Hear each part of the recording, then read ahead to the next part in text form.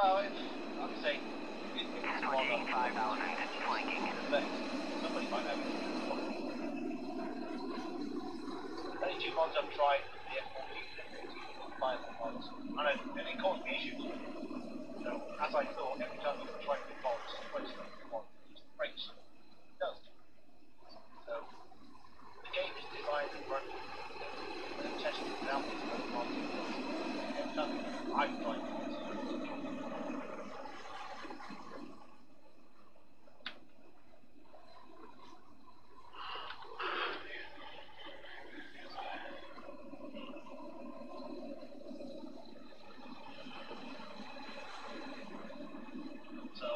I just don't like mods, never have them. Well, the odd skin in, but they're not mods. Right, yes, the light's coming up. However, I'm going below level.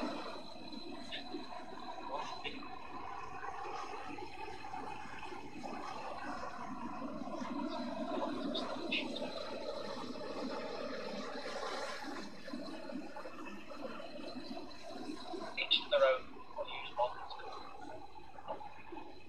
I've tried them, and they broke multiplayer. Whenever I flew one of those mods, if I wanted to join the multiplayer game, I had to do something like 305 for 190 at 35,000 flanking.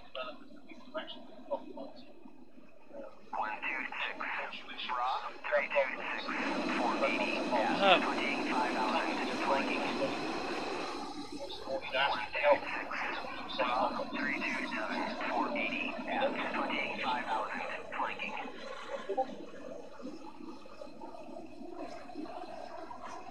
126 Bra 307 for 100 at 10,000 flanking. 126 Bra 313 470 at 8,000 flanking. You're entering the conflict zone. 126 Bra 286 490 at 15,000 files. Big disagree. I just added the viable F14, viable FST, didn't overwrite anything, but every time I tried to join multiplayer afterwards, it said corrupted client. I weren't allowed to join a first server. That's the issue straight away for me. Nothing was overwritten.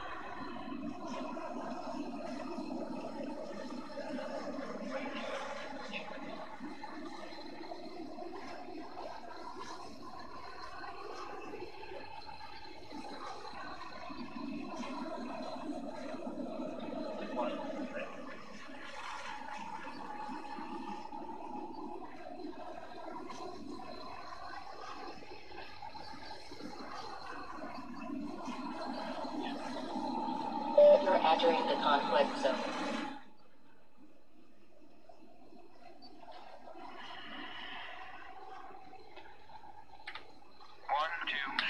Request bogey dope. 127. Bra 325 460 at 25,000 flanking. 127. Bra 325 460 at 25,000 flanking.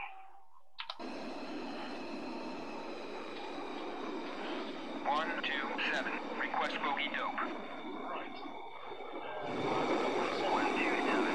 Bra 327 460 dope at 25,000 flanking. 127. Bra 328 460 at 25,000 flanking. I managed to get a kill with a big I'm here on the 126. Bra 303 490 at 25,000 flanking. Got no flare on chaps. There's bots on, but 126. Pop-up group 320 450 at 1,000 knots. 460 at 1,000 knots. There's something about flying the big and low level. The orange lighting seems to match the lights on the landscape, which makes it feel really cool. I like it. It blends in with the landscape. It seems confident. So it's not a strain on the eyes. Some of the other interior lights, the mirror with the red and green, it's a bit of a strain looking out at the landscape, where it's for some reason light. frustrating is the lighting outside matches the lighting inside. You know what I mean? See the yellows and the creams, the same as in the cockpit, yellows and creams. I know there's the odd red and green light. Not like in any other cockpits. 127, request bogey dope. My eyes, which I really like. 127, Bra 335 450 at 25,000 knots. 127, Bra 335 450 at 25,000 knots. See how this goes. 126, Bra 330 450 at 25,000 knots. 126, pop-up group 335 445 at 2,000 knots.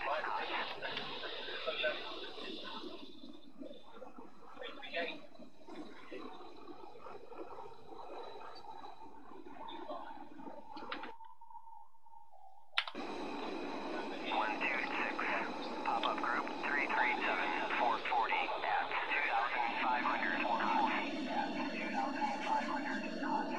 Nobody ahead. 126. Pop-up group 337 470 at 127. Request bogey dope.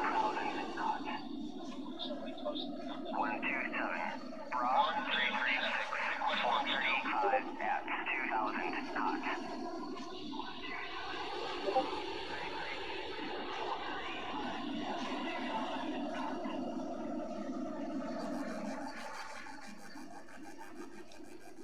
126, Bra 343 445 at 25,000 knots.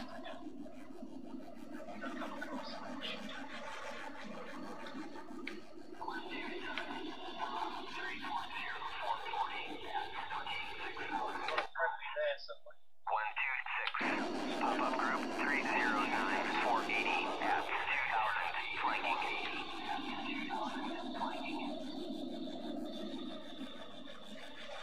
127, request bogey dope. 127, Bra 339 430 at 28,000 knots. So I see where it came from.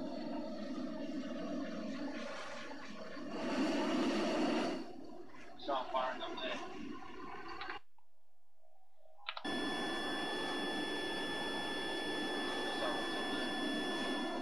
Something flying up there.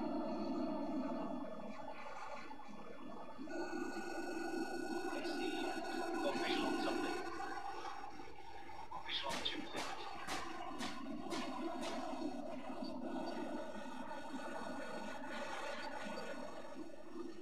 126, pop-up group 285 460 at 500 flanking. 126, Bra 348 424 at 12,000 flanking. 127, Bra 335 126, Bra 334 445 at 6,000 knots. Bra 349 426, Bra 351 427 at 12,000 knots.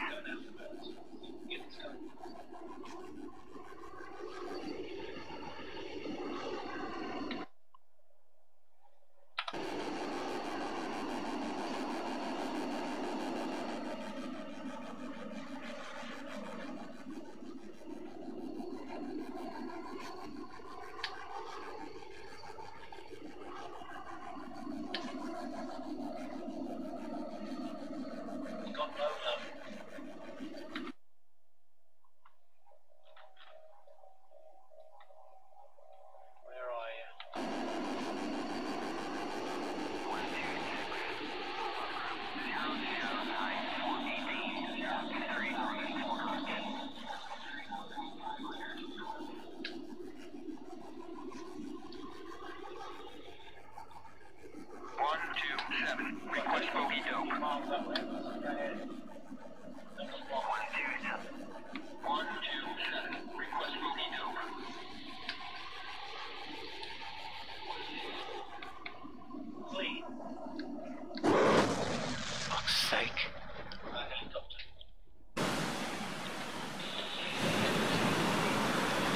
too busy heading down.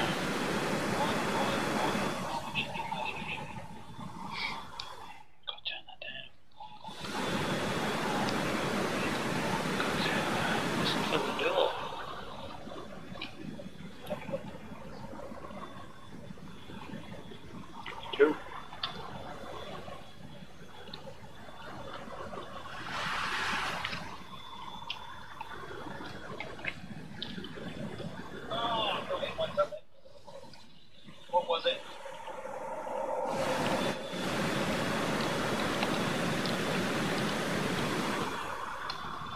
Oh, get off.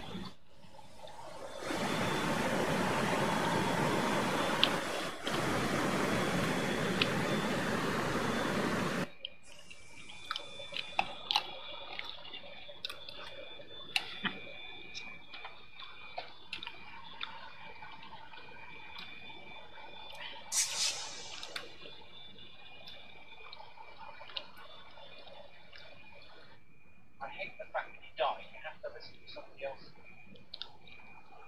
puts you on the external camera next to somebody else's reply. I got killed by AI. Really frustrating the AI. Well, They can see can't hear the bloody thing start. It's have turned down. they're not hampered by the darkness. They get back the balance. They're not hampered.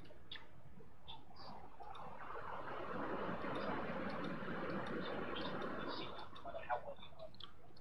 I want to play it. I didn't get a lot from it.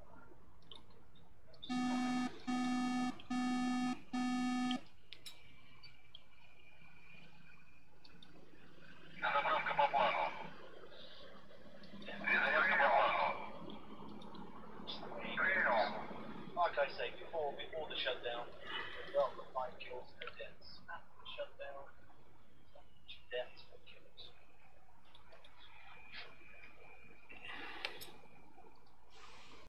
Just too big. I'll pull the wrong way now. But I am flying planes that I'm not very good with. And a vegan in air-to-air combat is just Перезарядка по плану. conflict servers, not competitive. It's fun trying. Прием. No MiG-29. I like the MiG-29s. Now these are still, I think it's 25. Hey, still 65. I know the MiG-29 is still 65.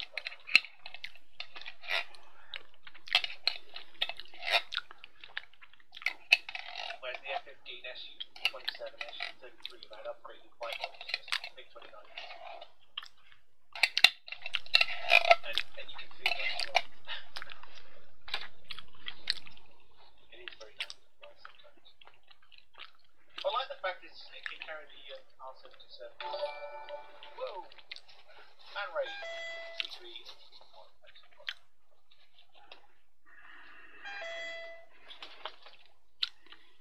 It's getting light. Whoa! Oh my goodness, this stuff. But darn it. 2 very unproductive flights. The Mirage might be a bit of fun. We got involved in some combat Friday, a couple of missiles. Daylight, yeah. But we were just unfortunate that we lost radar lock on the second missile. The first one hit something, but it didn't take it down. It must have been killed by, it must have been a second missile hit from another player who got the credit. I think it was an F-18. AI F-18 I hit the first missile because it definitely hit the target, but I didn't get credit for the kill, so mine may have been hit by somebody else seconds after. Командир, борт заправлен. But it's not an issue. I had a nice little flight but I was never really going to be competitive against the AI F-18.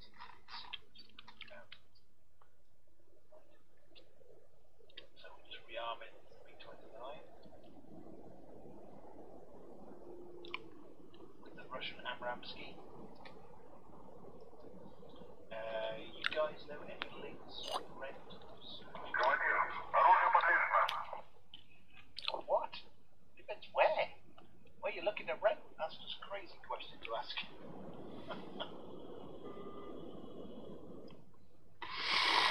Один пять. Лачуга. Разрешаю Ленина полосу 3-3. Renting a room down the road, but I'm sure you want to live in South Wales. You never know.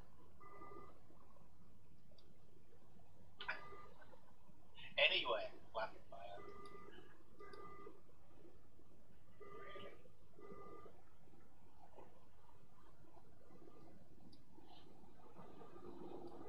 Oh, next time, maybe.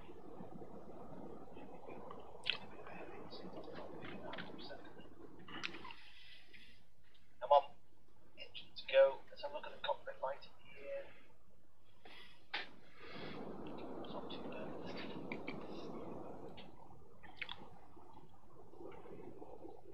I'm getting the signs of it here.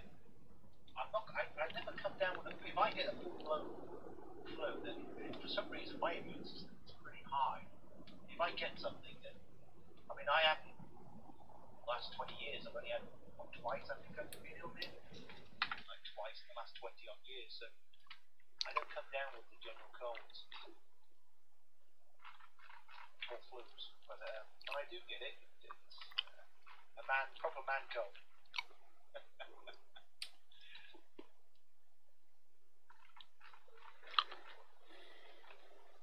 But I don't normally get it. But I'll get a little taster of it. So see, I've got like really thick heads, soreness behind the eyes, right between and a bad throat where it all started.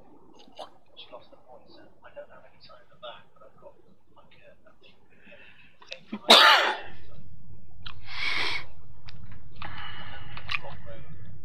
A little bit of a block nose the other day, but that doesn't seem to have cured it.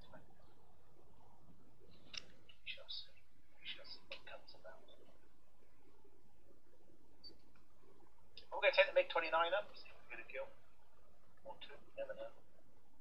I have been successful with MiG-29 in the past. It's a nice fun aircraft to fly. Suck aspirin and kill sore throats, yeah. The aspirin would kill me. Yeah.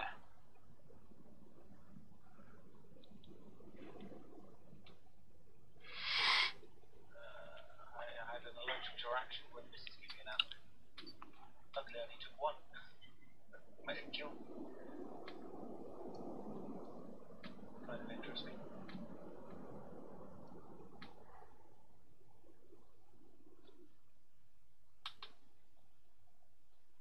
Alright, let's get out of here. Can't see anything that's going to get in the way.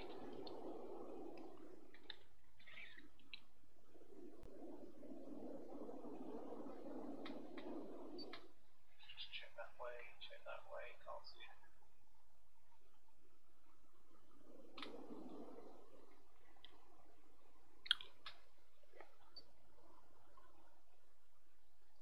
Okay, 2, radar on. Shit. Let's go find some targets.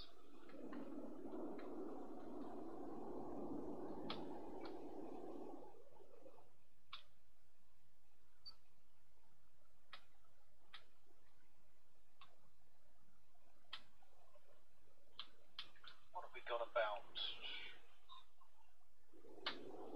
Now we're going for our tankers. Let's go fly towards our tankers.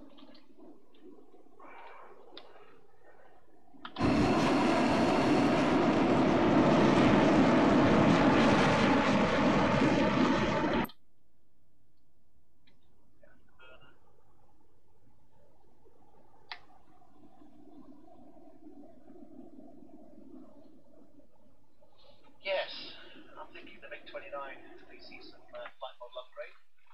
Why not? See why not? Seems to be a popular aircraft. I like that. I like the cockpit.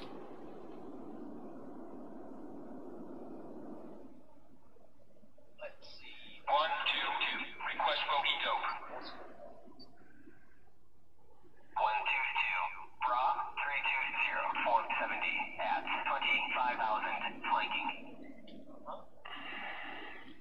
Anybody we know flying? Look. Anybody there we know?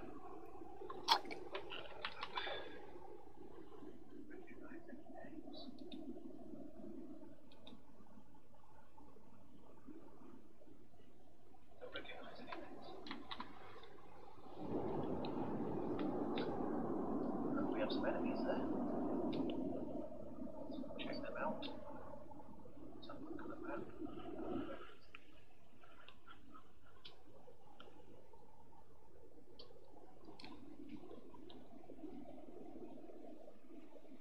Oh, what? Hey. One that I recognise now. From the stream I'm on about. I recognise lots of names of people flying. I see them all the time people flying.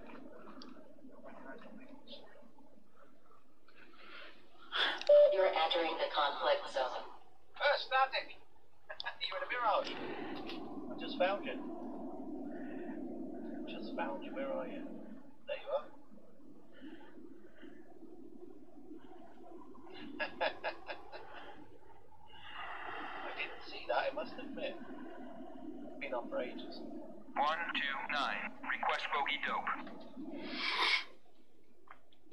129. Bra 305 for 100 at 6,000 Just knots. following your beacon. Ah, okay. 122. Request bogey dope. I've been flying over the 122. Bra 294 for request bogey dope. 6,000 knots. both got hit here. 122. Bra 294 for 80 at 6,000 knots. I'm going to cover this part of the map and change. Right towards our tankers. 126. Pop-up group 303 for 140 at 3,000 flanking. But yeah, well, I thought I'd have a session on open conflict for a change. Too bright for the NVGs now. Shame I was having such a good start. And then it's a bit... Never mind. Let's have a look. What's the drop tank at? We still got some fuel in the drop tank. Let's get up. Yeah, I got 5 kills for no deaths before the circle was set, and I'm 2 kills the opposite way this time, which is to be expected. But I've been flying planes that I'm not very good at, much better than the SU. 93-27. I did get a kill in the Mirage, sorry, the 821, and a kill with the Hawk, which was quite interesting. I know I got 3 kills with it. 129. Request bogey dope. And let's First hour of the stream anyway. select. The tank will run out. I'll be dying. Oh, quite soon. Task. 122. Request bogey dope. Damn, didn't think the tank would run out so quick. 129. Request bogey dope. Yeah, usually run out this quick. 129. Bra 096 for 160 at 50,000 flanking. 122. Request bogey dope. No news? You're not going to answer me. 122. 122. Request bogey dope. 122. 327. He's answering, yeah? 24,000 knots. It's not clean. 122. It's definitely not clean. I'm getting this different information from you. It's not clean. What that means is 126. Pop-up group 300 036 fuel consumption. That means I should be able to put my afterburners on up at here. 126. Bra 304 490. Not so high, though. 6,000 knots. Don't have to have them on huge maps. 126. Look, mister! 306. Thanks for the follow. At 25,000 flanking. Hope you have some fun here, man. 126. Bra 309. Just got my burners on until the fuel tank runs out. Flanking. And I'm not using very much fuel, but I haven't got the burners on full. Put them on full, it really whizzes up. At 25,000 flanking. But it's going to get me up over 30,000 feet. 480 at 25,000 flanking. I should be leaving a lovely contrail up here. 126. Bra 303 for 190 at 35,000 my little afterburner. Oh. Just want the tiniest little afterburner. Just enough to accelerate your speed without draining your tank. On this beautiful morning. So as you can see, you're only 129 kilos. I mean, I'll use that down at 2,000 feet, but I wanted to have a look to see if I was leaving the contrail, which I am. So everybody's going to be able to see me. So we'll come off that. We're doing, oops, didn't mean to shut the throttle. We're doing 295 knots at indicated airspeed, but we're doing 500 knots on ground level, and we're almost approaching Mach 1. And we're now entering the conflict zone. Where's Shifty then? Shifty will be up here somewhere.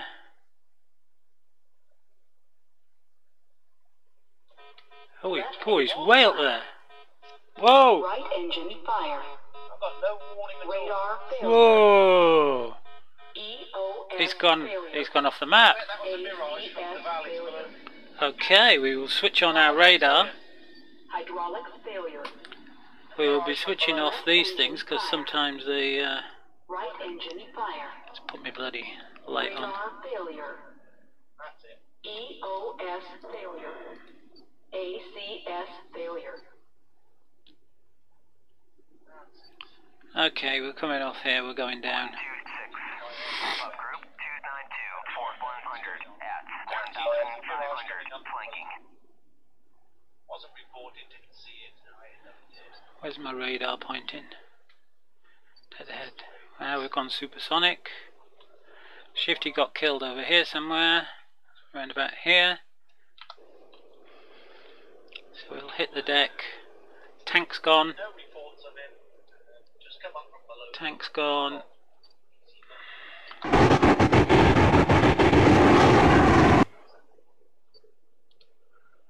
So the tank's gone. We'll go back to Magics, and we won't crash. So we're now no longer leaving the contrail.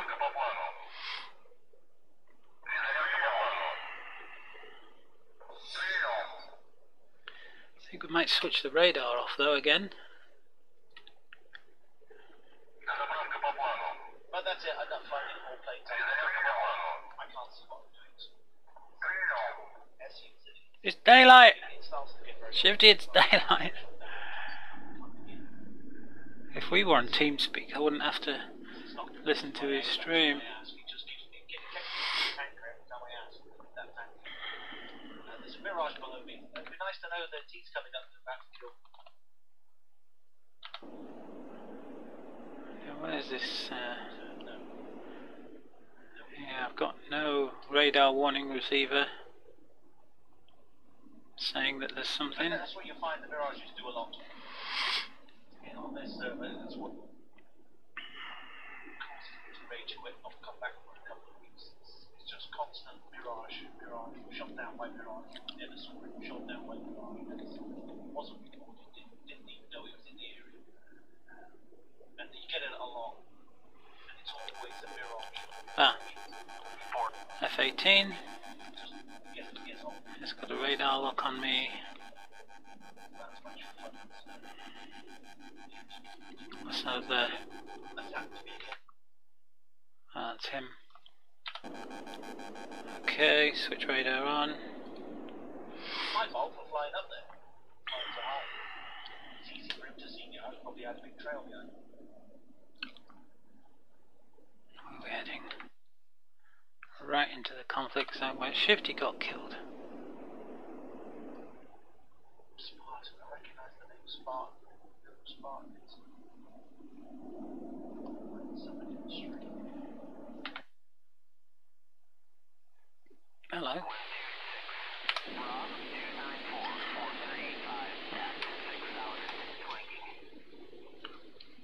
recognise the name Spartan, you see. I said hello to the chat. A different name. Flying Spartan. I've got an F-15 that's locked me up. But it's somebody got to put it on. And I can't see him on my radar. There he is. Shit, he's locked me up, bitch. Friggin' hell, spells. Spam rammed.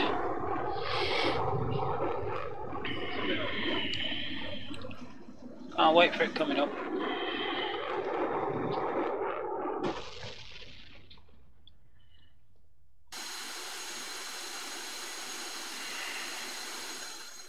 A 9M330 an SA-15 got me.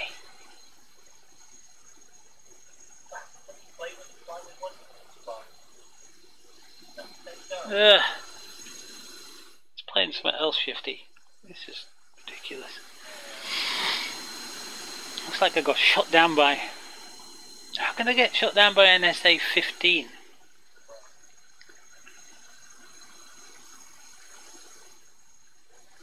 That's ridiculous.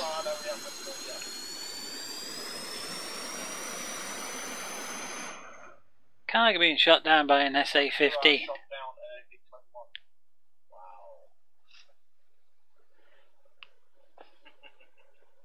I bet the poor old mirror makes cursing.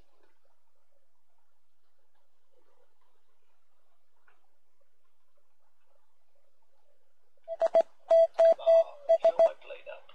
There's a garage. What's that?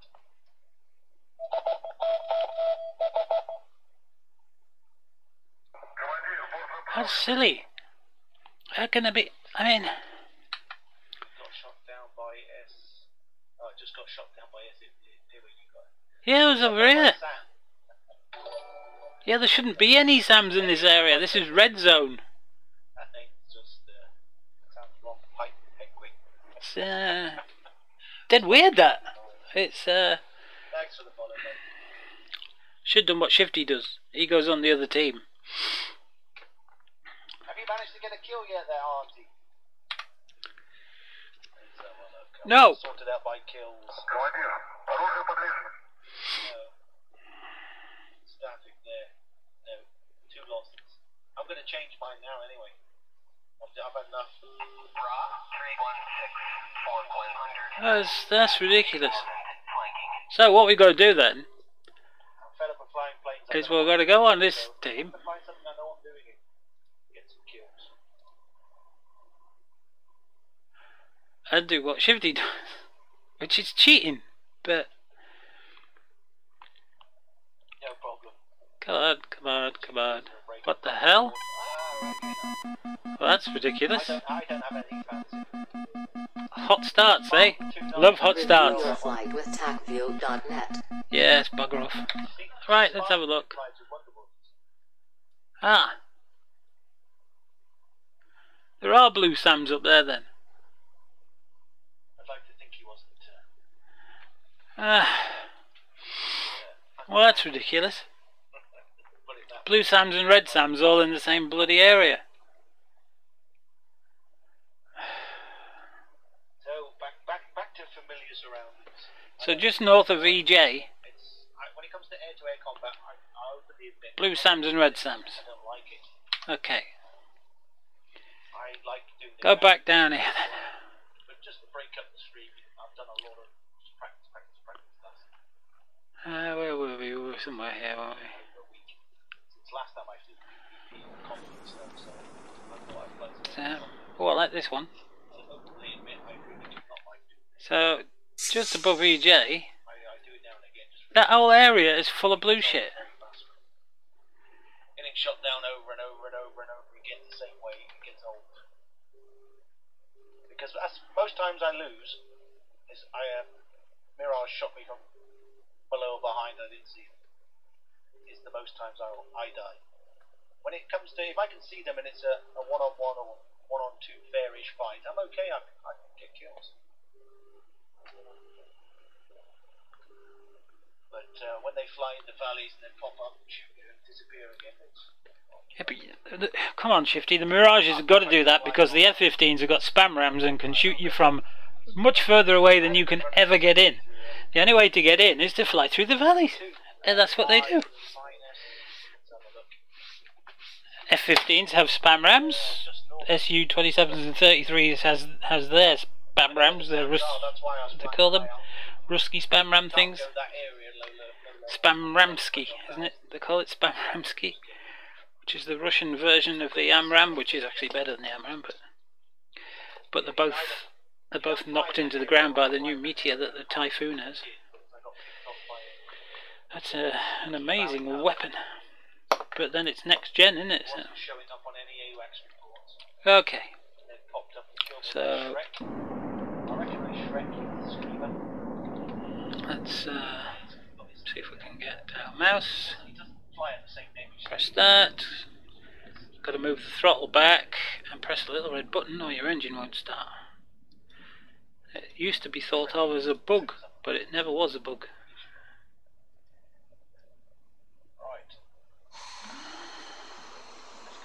Put some lights on. Then I'll come on till the generator's engaged. Off the hook with the throttle, feed the engine with some fuel. Still waiting for the generators. Meanwhile, put all the switches on. That's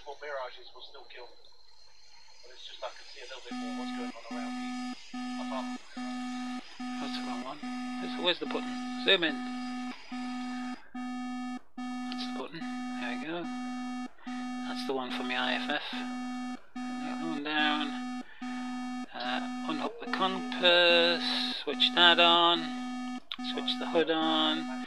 Radar altimeter. Switch the noisy thing off. Switch that up twice. Turn the radar on to standby. Turn the radios on. Ask for some refuel, rerams. Combat air patrol. We'll put the eclair pod on. Up the flares to 48. Select livery. We're going to go for the RAF colours. Actually, RAF colours would be rather silly if we're flying ROW. So we could go, instead of those RAF, there is another one. Mind you, they're not going to be able to see it anyway, are they? Unless they've got the same skins as me. So it doesn't really matter. So, wrong way, come on.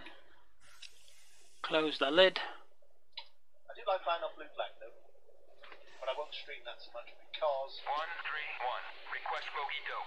Blue flag there's no map. There is a map, but you can't see anything on it. 131 Bravo 314 470 at 18,000 knots. I like the realism of blue flag, so streaming that is counterproductive to the just gives intel to the enemy, so I don't like streaming that. Because if somebody wants to find advantage, they will just gotta wait now. Might as well see where we are on the runway, like. We're down here somewhere, aren't we? So turn right to the runway. Okay. Oops. I'll put that back out. That's the fuel tank going on. Don't need the torch anymore. Night vision is a little bit too bright now. But looking down into the cockpit you get an idea what it would look like with all the lights not on. 125 request bogey dope 220 at 35,000 flanking. Hopefully he's high. He should come in TeamSpeak. 317 490 108 Bra 338 435 Oh, all the noise. Come on, tell me I'm fully loaded. To put my stuff on. You haven't told me the finished loading. And there's the RAF colours. Oh, it's better this way around, in the sunlight. Because the sun's just coming up. There it is, just shining through the fog. Oh look, someone's put Carts to Seal on. Oh yes. Is it Carts to Seal or Chevaliers to Seal? Skyfighters basically. It's the Skyfighters, and I've got that in mind, that's why I can see him with the skin on. So, very good. Maybe I should have put the RAF Battle of Britain colours on. Anyway, come on, let's get going. 1, Nose wheel steering on. Request bogey dope. 108, clear. Something close and low. 111, request bogey dope. 315, 430 at 6,000, flanking. They'll be able to see this now.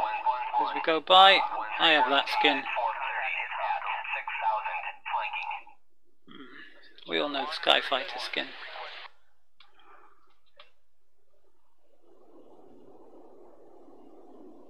111, request bogey dope. It's low level, is my guess.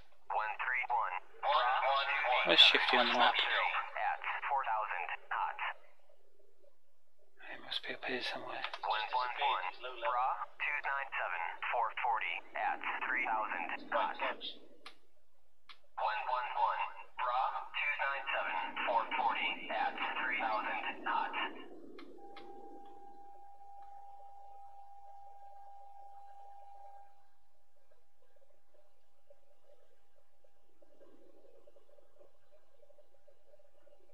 Should really be in an Eagle because I don't think I've reset my my streaming name from Grim Reapers from last night. There he is. I have a vision.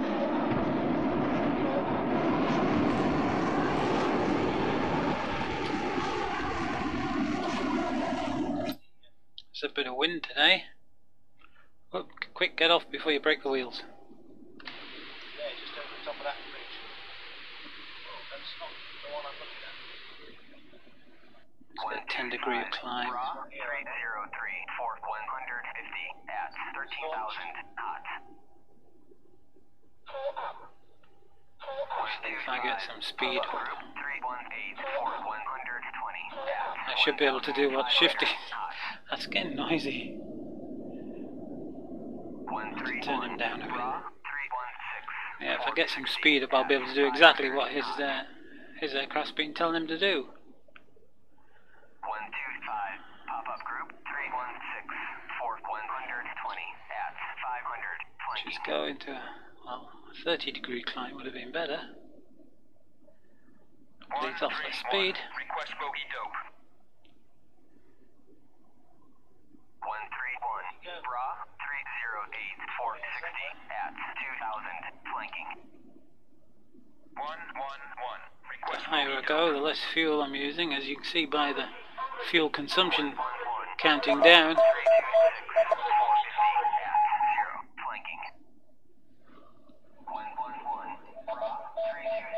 Come out of burners now.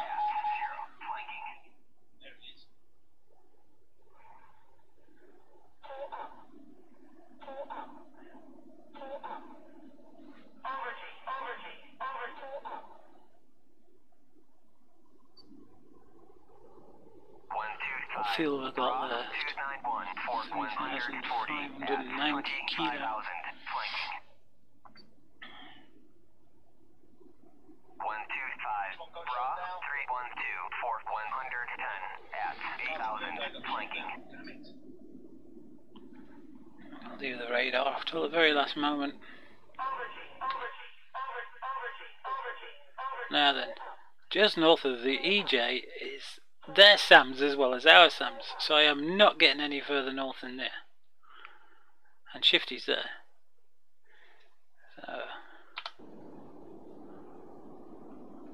So Shifty, don't go any further north than where you are, mate. 111, request bogey dope.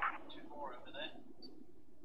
Right, 111, Bra getting near 30,000 feet, that'll do for me. 3,000 hot.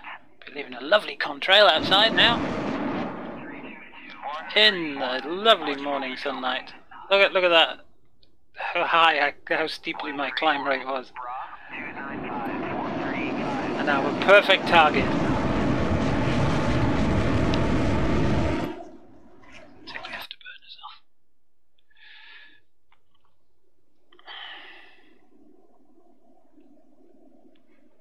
Got nothing on the RWR. There's a threat. There we go. Finally got one of them on there. Oh shit. I better turn that way quick and just put me. 131, request bogey dope. 131,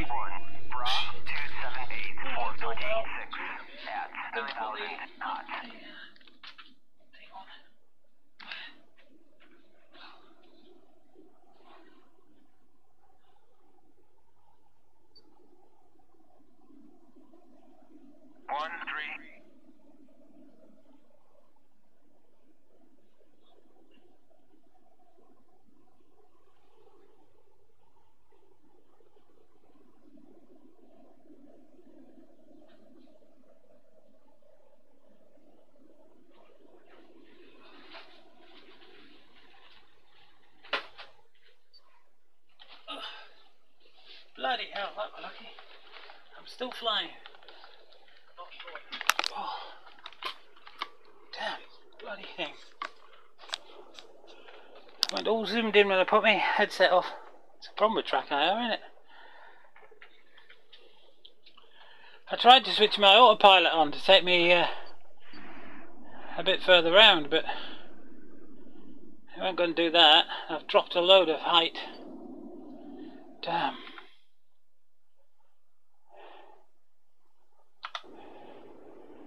So let's get back up.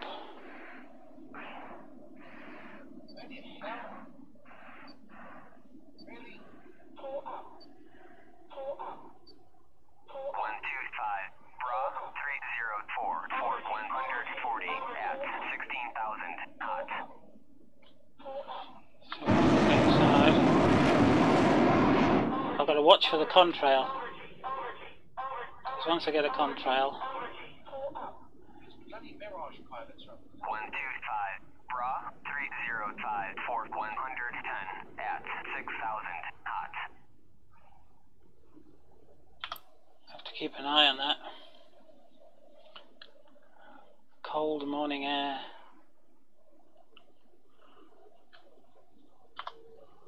Oh, there we go. Just started contrailing. Request bogey dope. So we want to get back down to below about 20,000 feet, which is a good height for combat. Then you've got space to go up and space to go down. So we remain down here at about 20,000. a bloody nightmare, they really are. He doesn't have complained, Shifty, listen to him. He complains if he gets spam rammed by F-15s, and he complains if the Mirages go low to avoid the spam rams. And then I lost him because of that.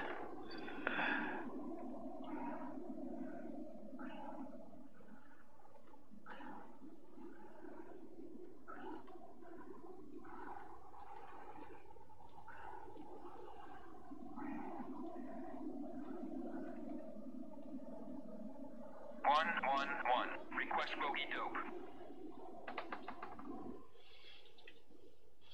Yeah, where are they? 111. Request bogey dope.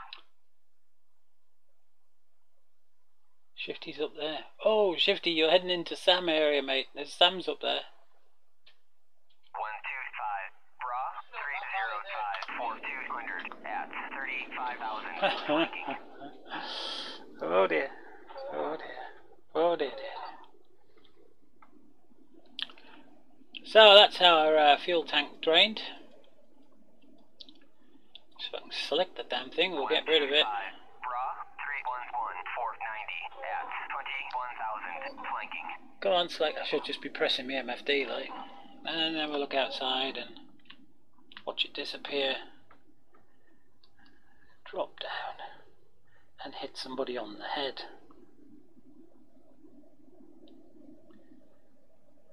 Splopped. Okay, then we better close this off. And we'll engage a Super 530 and have it getting ready, because 101 at full 316. as soon as we detect something on the radar warning receiver,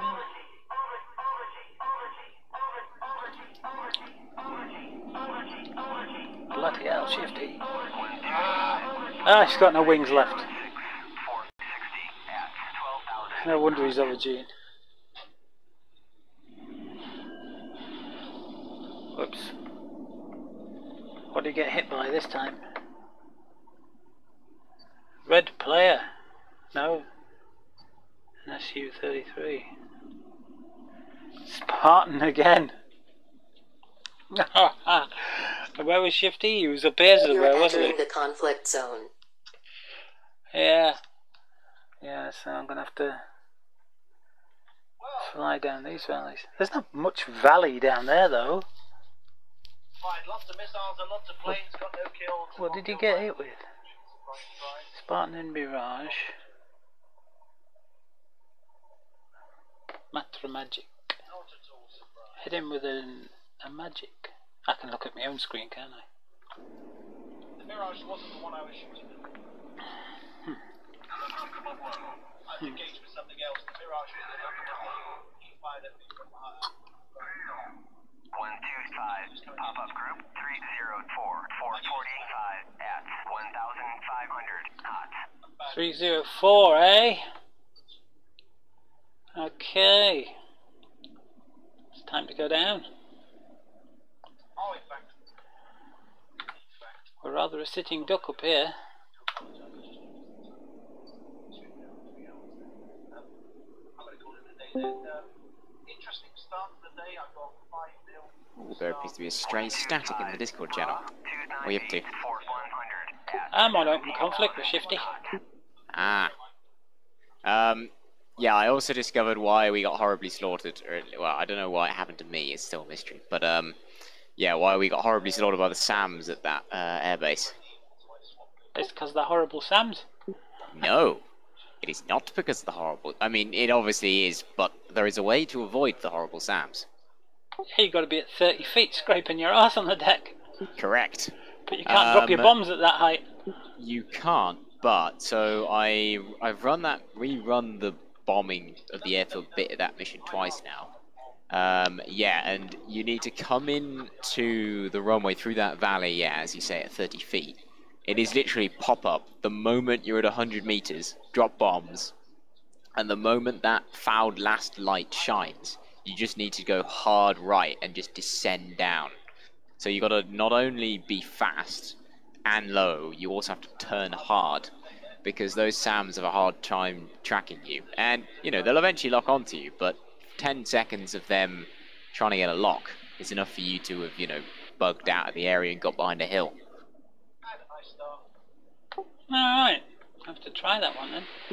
In fact, just to check it wasn't a fluke, on the second time, after I dropped the bombs, instead of going home, I just kept running in and out of the SAM net, and it took 5 attempts for them to destroy me. And even better than that, they fired a missile at me, but because I was so low, it went straight. The missile scraped along the ground and hit an Su-24 parked on the ground. So they successfully destroyed one of their own aircraft. Hello? Who's that up there? You can only see it on my other monitor. Yeah, I think we need a bit more practice with the old low-level beginning. Because if you get it right, you can basically go into any SAM net you want and just take things out. Yeah.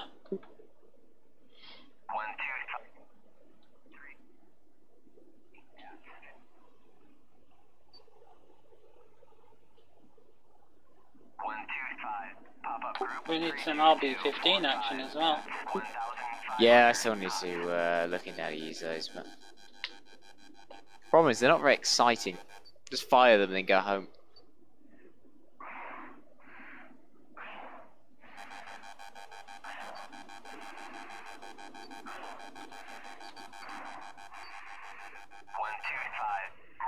Are you around this evening? Should be, yeah. Excellent. I have an interesting mission lined up. I think I got a MiG-29 on my tail. What are you flying? I'm in a Mirage, lower level in the valleys, but something's behind me because I've just seen an explosion below me. No, I've got a radar lock. Presumably be screaming at you if, unless they just got the radars off. It was, but it was right behind me on the RWR.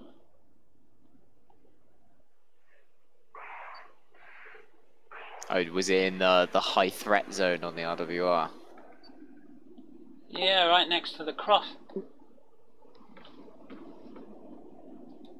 Well, you should be able to upturn it in the Mirage. Thing is, I don't have my radar on. Well, if it's that close, you don't need the radar, just look for it. Much better to acquire it visually.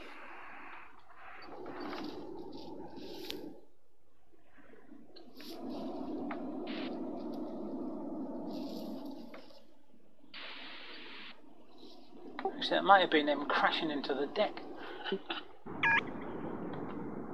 Oh no. I've just been hit by something. Su-27R-73.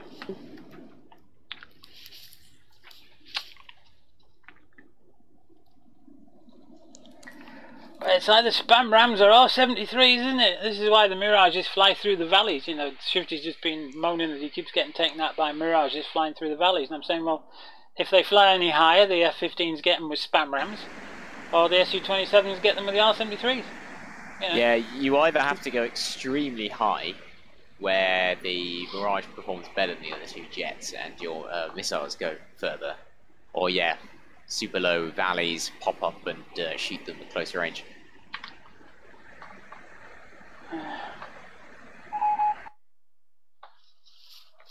Don't like open conflict anyway.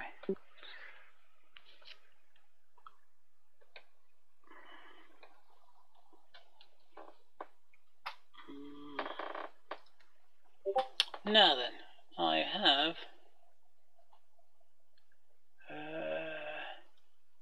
this new aircraft to fly. I have not flown this yet. This is the first time out.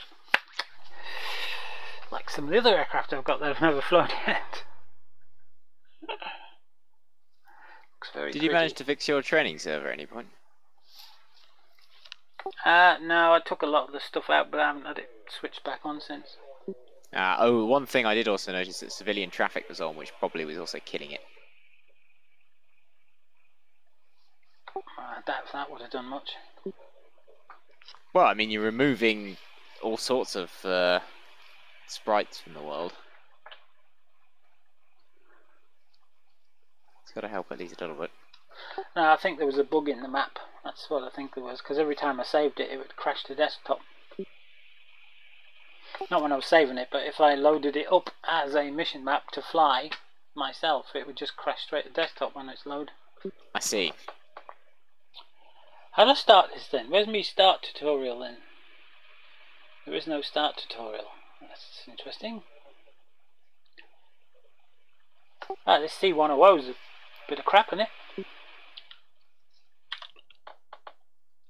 Or did I go for mission instead of training? Can't remember. To make sure we click on training. Cold and dark ramp start. Ah, there we go. So it's only the Gazelle I don't have now. That's true, I haven't actually bought anything in the sales so far. I'm quite happy with the Mirage in the beginning. I don't want to, you know, buy millions of modules and not know how to use any of them. Yeah, that's the way it gets when you buy too many. I mean, I was tempted by the Spitfire, but I don't know.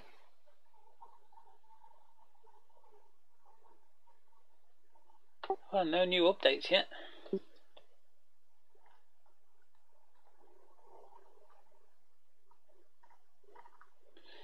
They're normally announced before now and out for download, aren't they? Yeah, maybe they're waiting for the Harrier to be ready? What, to update? Nah.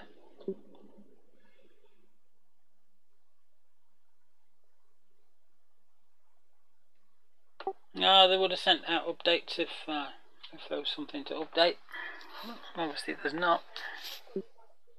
Yep, that means we can safely conclude that there are 0 bugs in DCS and it works perfectly. Well, this is the problem with ED. You know, they do something and it breaks a lot of aircraft. So the developers have got to be like the Hawk, you know, no smoke, and now it's sticking on the runway. And I mean, they haven't changed anything in the Hawk. It's just Eagle Dynamics changing the base program that's causing all these errors. And it's like the Viggen when it had the nav bug. You know, I keep bringing it up to people when they're saying, "Oh, this is that crap and that's crap," and I said, "Well, what about the Viggen nav bug then?" I said, "You know, Heatblur didn't change anything in the Viggen. It was Eagle Dynamics update broke the navigation system in the Viggen." So Heatblur looked straight into it and had a fix out within 48 hours, but you couldn't go any multiplayer servers with it because of the integrity check. But you could fix it for your own sort of things, you know, your own editor missions and single player stuff like that. But if you tried to run it on the server, you had to switch the integrity check off to allow Viggen people to get in, or it would fail. And then Eagle Dynamics didn't release another update for 6 weeks. and the Heat Blaze update was sitting in that pack ready to go. So for 6 weeks, because Eagle Dynamics didn't update, we didn't get the Vigan fixed. Which is, it's beyond a joke that. I mean, Eagle Dynamics could release updates with all the fixes in without them having to have an update to put out. You know, it's just nuts. Yeah, I mean, you know, you got to find a balance. You don't want to be releasing updates all the time, as could happen if, you know, you just release updates immediately every time somebody fixes a problem. But yeah, there's it's a even middle worse, ground Shifty, to be when you've found. got 5 Unfortunately, it's F-15 just the shooting nature of spam the way rams that, at you know, DCS is structured in that you have all these third-party companies with different ways of programming each of their modules.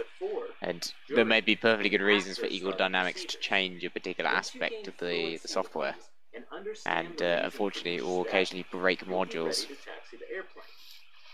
I don't like this already. That you review the manual and understand the various systems of the airplane, or it will be difficult. I'm just hoping that they've at least done all these big changes in 2.0 and will then I suggest that you have just do tweaks. with written procedures, so you can. Do you know when 2 is supposed to be, Let's go. you know, finished? Nah, 2.1's in alpha, it's going to be a while. It's going to be at least the end of next year, isn't it? I thought it was beta. No, 2.1's alpha. Huh. It's not, It's been it's not around good for enough to be ages. beta. I know it is. The problem is they're concentrating on 2 different systems. They're concentrating on 1.5 and they're doing 2.1 as well. And I don't think it's going to be long before 1.5 is going to be shelved, so they can all concentrate on 2. Because if they did that, you know, and say, look, okay, we're not going to make any more updates to 1.5. We're going to leave it as it is, unless there's any major bugs appear, you know, and then all the developers could make their aircraft without fear that next week it's going to be broken again because ED have done something stupid. So if they were to do that, I mean, obviously they've got their own reasons for whatever they're doing, but yeah, if they did that and put all their programmers into 2, it could be into beta and then out very quickly, I reckon. But I don't know. I don't know what they're doing. It's very strange. It's like the Normandy map. It's a bit small, isn't it? I haven't why got didn't the they? Normandy map, but They should have included the whole of the UK. That would have been way better. And then bombers could have taken off from further north. We all could have run the Mac loop.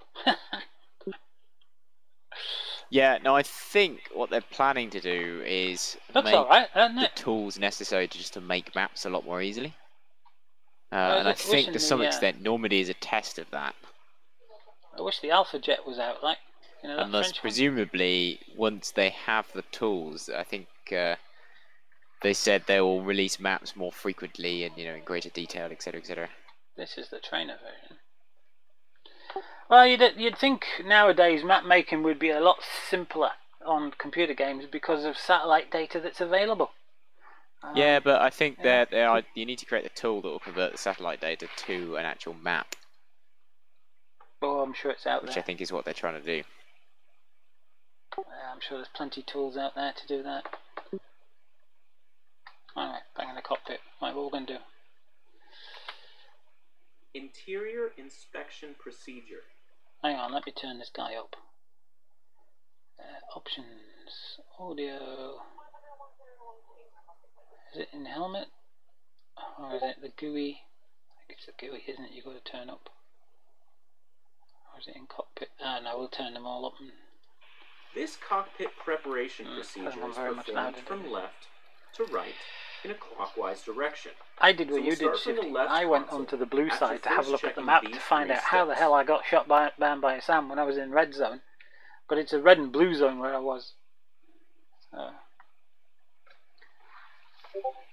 what we're doing? Step 1. Ejection seat pins inserted.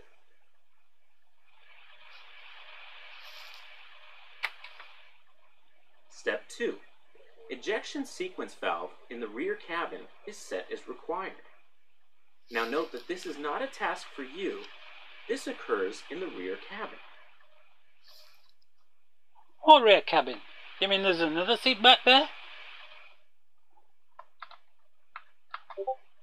Oh yeah. Hello, there's somebody in it. Shifty, is that you? Have you come onto my machine and are sitting in the back? Step 3. Leg restraint, survival kit, harnesses, and pedals Oh. are adjusted.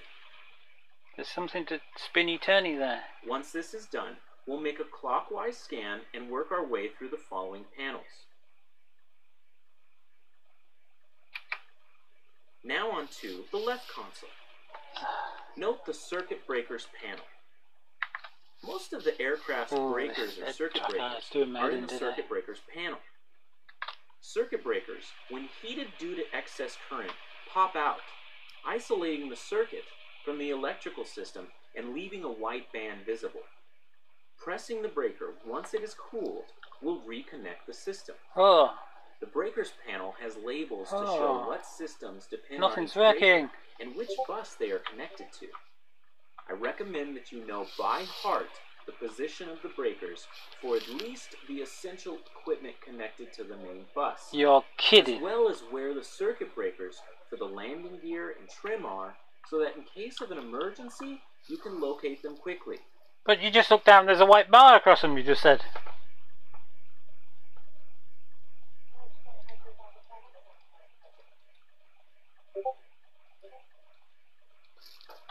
What does that actually do?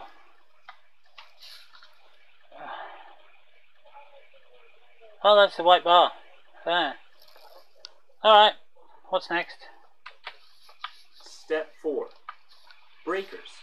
All in. Yeah?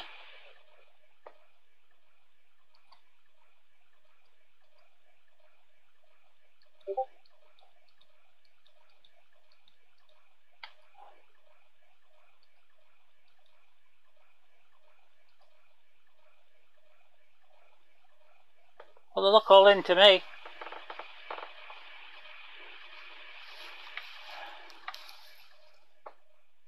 Ah. Press space bar to continue. Next, the emergency control unit. In an emergency, this is used to manage Right, the I'm gonna head aircraft's trim. We may Alright, also catch you later. disconnect the hydraulic system assistance to control roll, or retract the speed brake in the event of hydraulic failure. Truck up. Piss me off. Now it's not working at all. Hang on.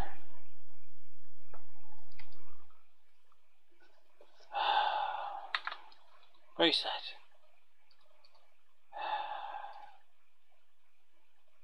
Now, why is that so low? Is that because I'm not sitting on my cushion? Actually, I'm not sitting on my cushion, am I? Hang on. I'm not going to sit on my cushion. Oh!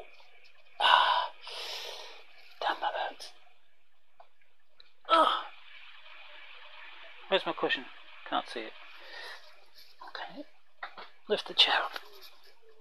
A couple of inches.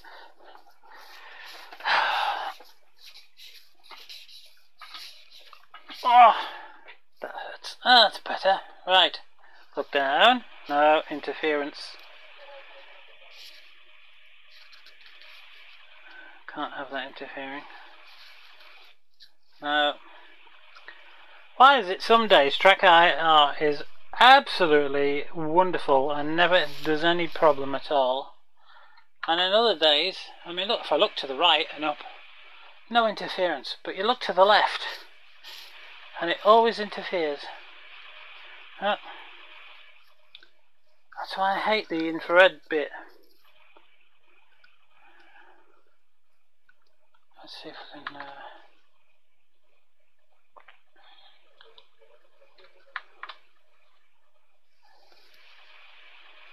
yeah, you see, some days it's great, other days it's not.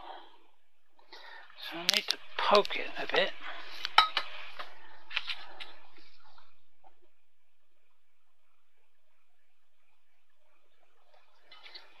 Right.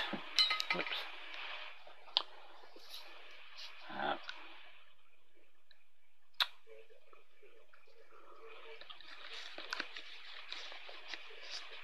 It's such a pain in the arse. That's just gonna make it, isn't it?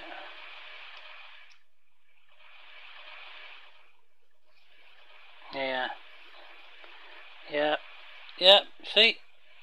It's just got to be slightly not on your head properly. Just ever so slightly. Very strange. $36 in the sale. Wow, still too much. What that is?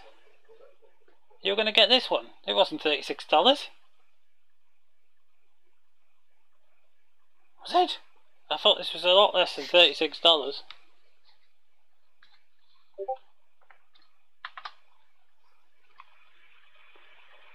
I think it was when I got it. I was sure it was only 24 when I got it. Let me have a look. Modules. Sure, it's 24 when I got it.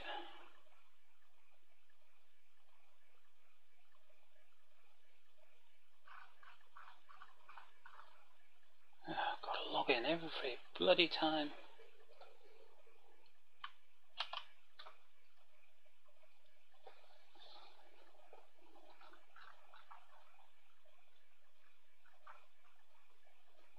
$35.99.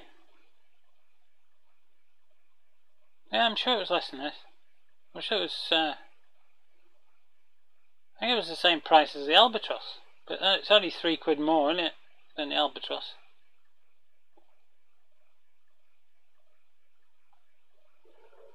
I'm sure it wasn't $35 when I bought it. Sure it wasn't. Strange. Strange. So what we're doing now? Oh, something down here, wasn't it? Oh, I'm gonna have to. I can't be doing with this. Stick. That's not the one I want. That one. Load profile. F5e profile will do for now. I just want to have the zoom me in button. There we go. Right, zoom me in. I'm so used with the zoom me in. So what we're going to do? And why is this not in English?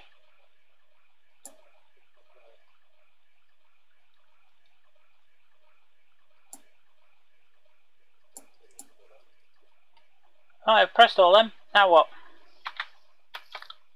Step 5. Check the emergency pitch trim guard. Ensure that it is in. This guard turns 90 degrees. When rotated 90 degrees, this both releases the emergency trim switch and opens the normal trim electrical circuit, preventing it from continuing to send faulty signals. Now note that if the trim tone breaker is in, the interaction between the air brake and trim electrical circuits is also switched off. What?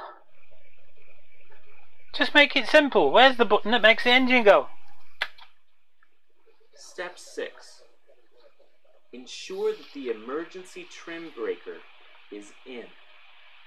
This breaker protects the trimming electrical circuit, along with the main breaker in the breaker panel labeled COM pins. Right, okay. Step 7. The throttle. Check its full range of travel. It's not doing Take anything. it out of stop, advance it fully forward. Yeah, it works. That's interesting.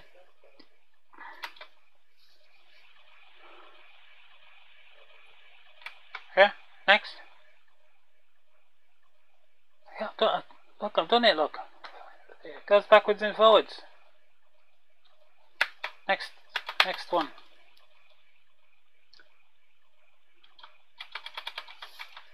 It's not advancing on to the next one.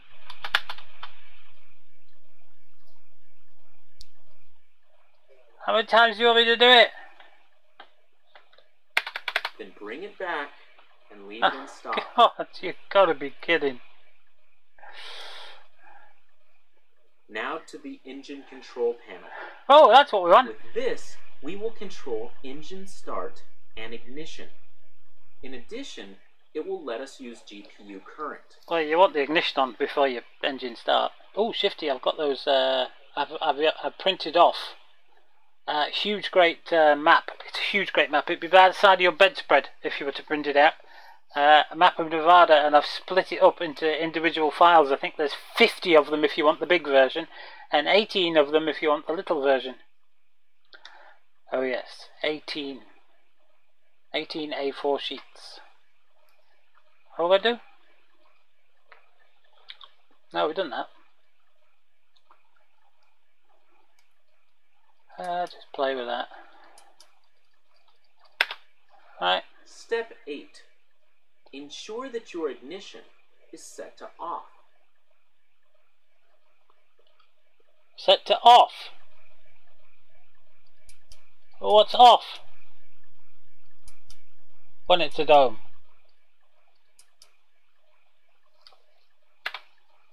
Step 9. Ensure that the starter is normal. Well, that starter looks a bit iffy to me. It looks a bit mental, so I don't think it is normal. It looks a bit like me, and I'm definitely not normal. Step 10. Ensure that the GPU is on. We'll have a GPU connected to the airplane and ready to provide power later on when you press the Corey. Press the what? Is a button that acts as a switch, and to know whether it's connected or not, note the illuminated inscription. The name Corey comes from its creator, Boris Corey.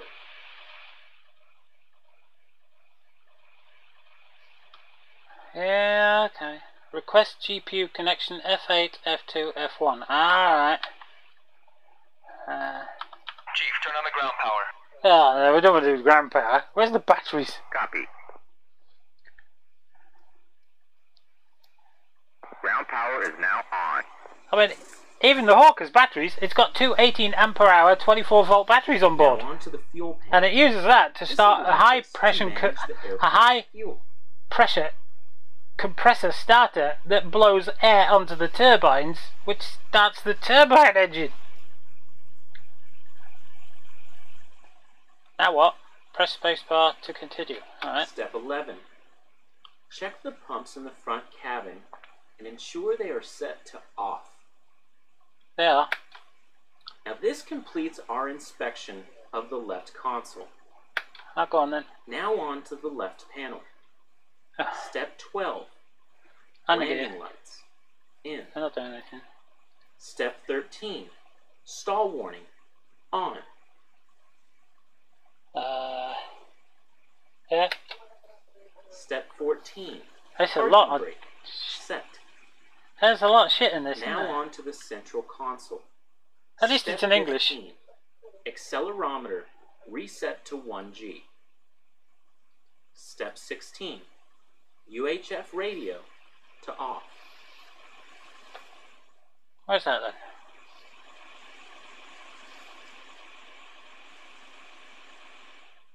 Well, oh, it's there. Finally. Yeah. It's off. Step 17. I'm never going to remember all antennas this. To OT.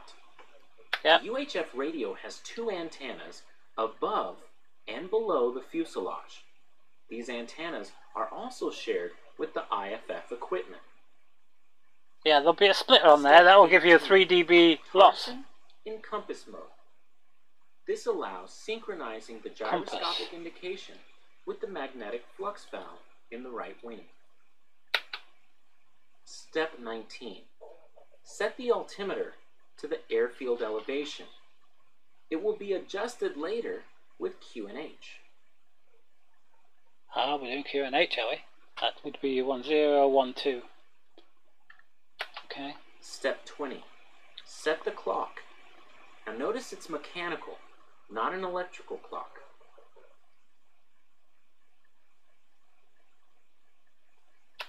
Step 21. Emergency horizon locked. I think I've just unlocked it. Never mind. Step 22. IFF off. Everything is off. Now let's move to the right panel. Check that the electrical system is disconnected in the following manner. Step 23. The inverter set to off. I can't The see because there's inverter handles in the way. converts DC into AC for equipment like the Tarson or navigation systems. Step 24.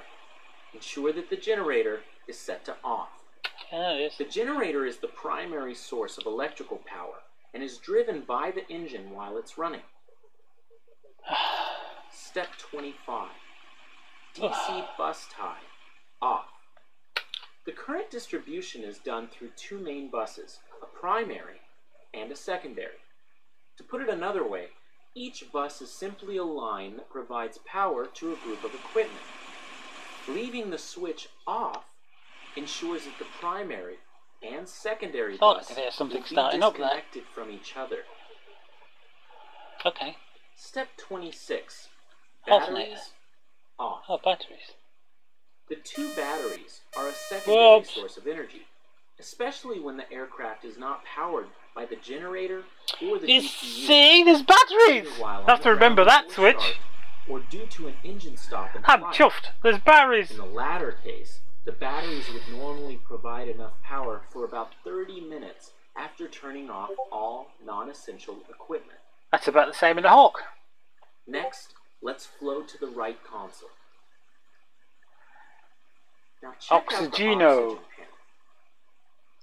Da, Step da, 27. da, da, The cabin altimeter Da, displaying the da, da, airfield da. elevation.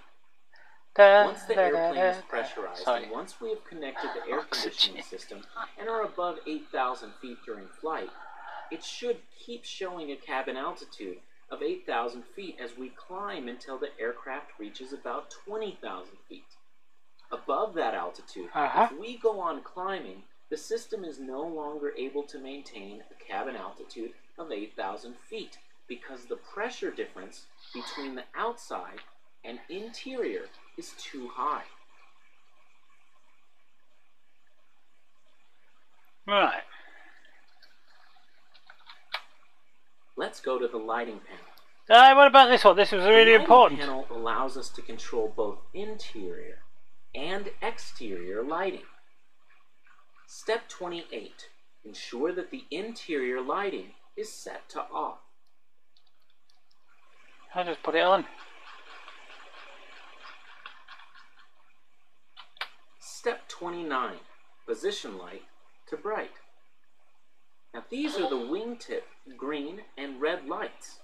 A white light in the tail and two white silhouette lights. A white light in the tail is for civilian use. The red one is for military use. Anti-collision I know, light still no engine. on. This light flashes red on the top of the plane's tail. Let's move to the VOR ILS MB control Can't see panel. it. From this panel, we can tune VOR Oh, that's or handy. It's ILS on the same frequencies side to receive as the from Hawk. the appropriate beacons. Step 31. VOR off. I can't see because your big yellow square's in the way. I guess that's off. Next, we'll look at the TACAN control panel. Everything else has been off. We can receive signals from both TACAN stations on the ground Yeah, I know. and from other aircraft using the air-to-air mode. I know all about tactical navigation. Thank you very much. TACAN off. It is. Step 33. Oxygen valve lever open. Now I hope you've connected the oxygen lever as soon as you've put your mask on, or you won't be able to breathe. The plane has 4 oxygen bottles, 2 in the nose and 2 under the rear cabin seat. It's just got A and C. It doesn't have on and off. 4 liters. Oh, I think that's on The now. pressure is 1800 psi. It's now going around. Which is checked during Backwards the and forwards in inspection. that case. Now let's look at the VHF control panel. Oh, Step 34. VHF off. here it The is. VHF enables communication in a frequency range from 116 to 149.975 megahertz. Yeah, I've looked in the manual. How much? Its main elements are a transceiver, the control Did he say unit itself, 149? and the antenna. You can't do that. Ham radios are 145. Warning switch. Or 144 to 146 in this country, 144 to 148 in America. However, this switch is located in the rear cabin, so there's no need for you to do anything. Alright. But you should know, the system provides a warning in the event that pressure drops below 45 psi in any of the cabins. I'd like to shut the canopy, please, because it's a bit noisy. And my joystick's flipping its head out. It's going mad. It wants to go. Now let's Whoa. go to the intercom and audio control panel. Step 36. So we'll go down here and then back up. Pull the potentiometers. In normal flight, we'll have raised at least the rotaries for the INT, UHF, VHF, hot mic, and hot mic talk. This means that we can listen to communications between the cockpits and with the radio equipment. Once raised, we'll adjust the volume by turning the rotary. We'll also leave the 6th position selector, commonly known as the biscuit, in either VHF or UHF, depending upon the radio we want our voice to be transmitted through. You'll probably eventually make a mistake and transmit through the wrong radio. Everybody does. A galipazo. A slap. Everyone does it. See? Told you, everybody does that. I know. I'm a specialist. Even I do it. Oh, I've got to flick these or something, do I?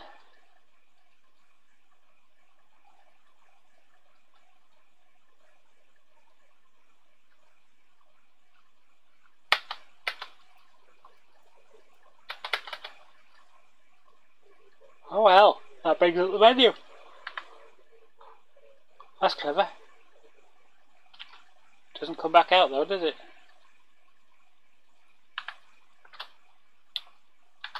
Right, can we... 36 intercom panel set. Yes, it's set.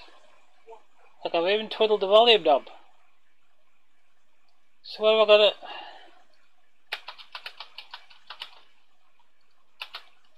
I've got to switch them all on or something.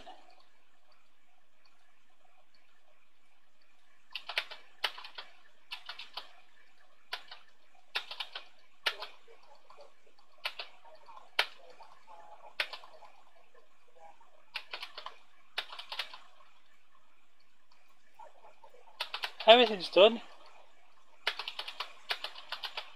Advance.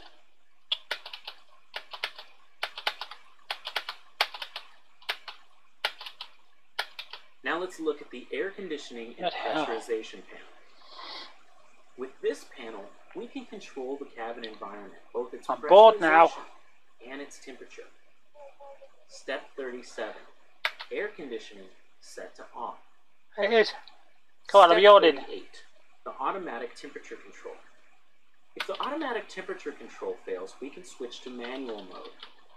This allows you to manually hold pressed the hold and hot switch so that shoulders you can are now open and close the bypass valve. This chair's Step just gone down a bit. Cabin airflow. When the flow is set to the windshield position, the tubes you see along the canopy edges blow air to remove condensation. Step 40. Temperature selector to the 12 o'clock position, considering that the nose of your aircraft is your 12 o'clock. Oh, right. Step 41. Emergency ventilation off. In case of an emergency, this opens a ram airflow system from the outside through an inlet in the nose. This will depressurize the cabin. Fantastic. It looks like our interior inspection has been completed. Good. That was an inspection? I thought that was startup. Was that it?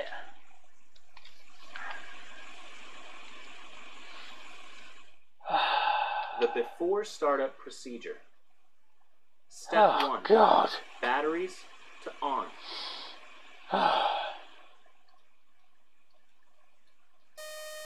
Reset the master warning.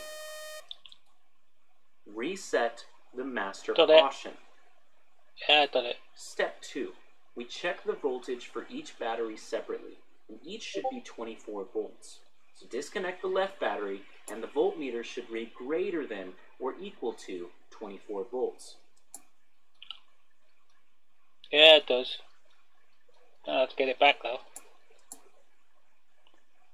Yeah, go on then. Connect back the left one, and disconnect the right one.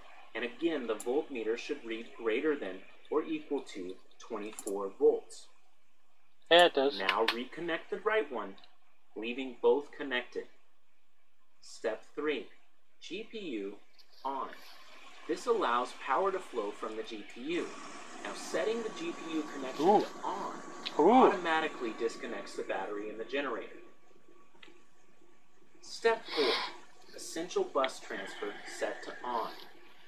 Now when on, the essential bus is connected to the secondary bus, which is then energized, and you will notice that we have intercom, among other things.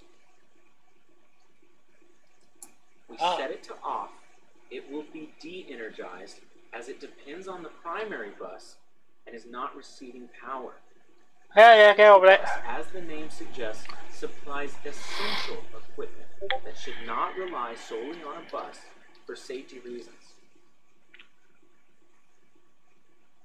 I don't have a bus, I have a car.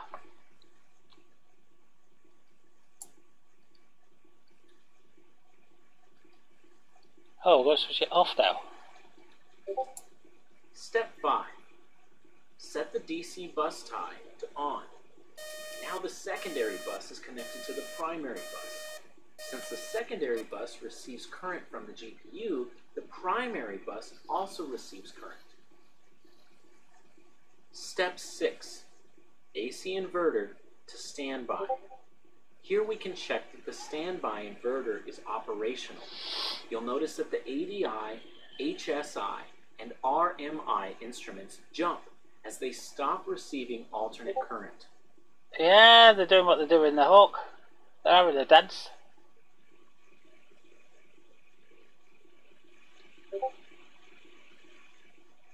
I still can't see the button.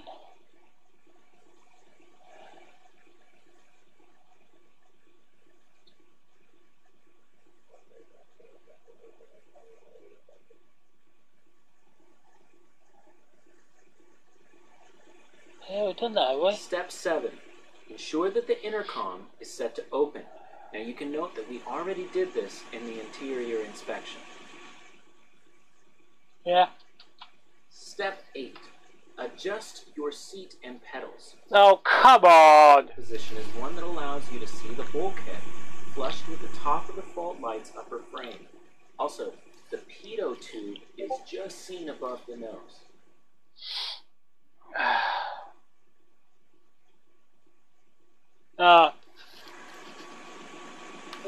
Hang on.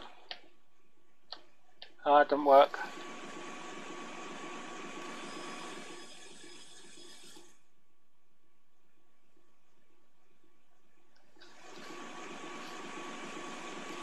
Step 9.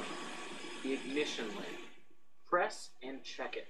Ah, there it You'll is. see that when it's pressed, it's turned on.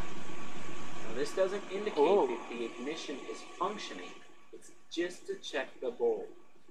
All That bulbs checks the bulb. in the same way, by pressing them. If you turn them, you can adjust the intensity I want to go of to the light. bed.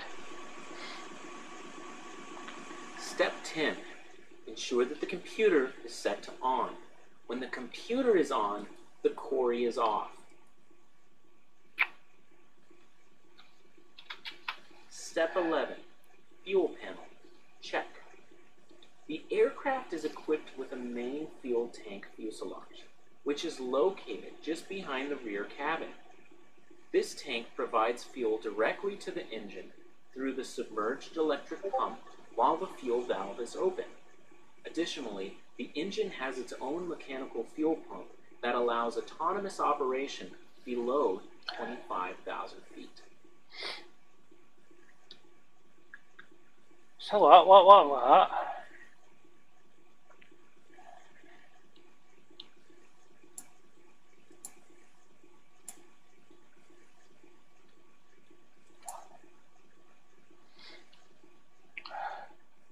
Press spacebar to Wing fuel tanks. There's a center tank, a left outer wing tank, and a right outer wing tank. The center tank has 2 transfer pumps, and the left outer and right outer tanks have 1 each. To verify the correct operation of the fuel system, follow these steps.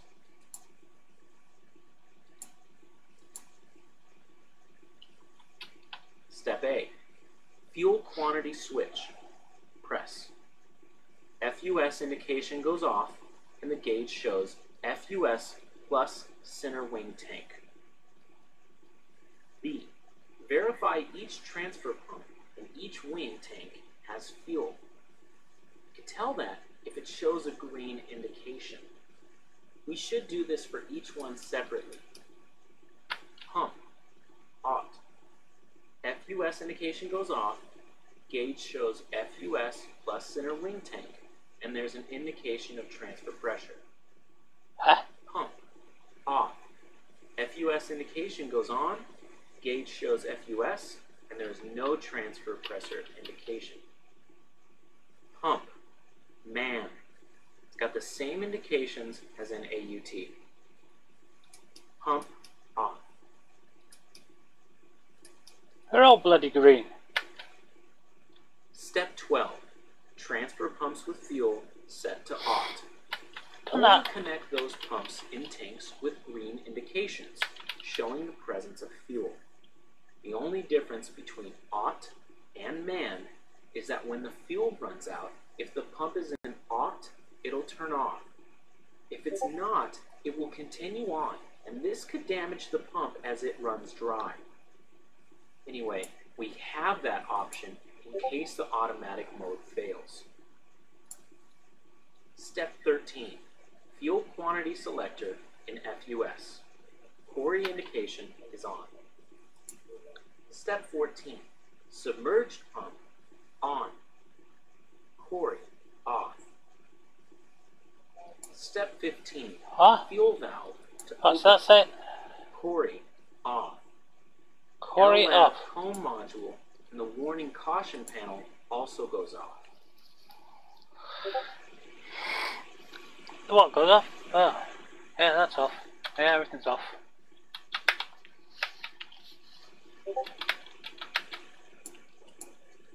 Step 16, the triple test. This is a stall warning test, so set the switch to the assist position. The Avis HERD caution panel light comes on. Now, after 8 seconds, the pedal starts to vibrate, and after 10 seconds, the caution panel light goes out.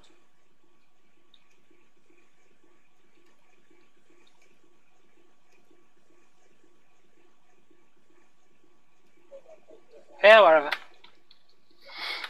Just start the friggin' engine, will ya?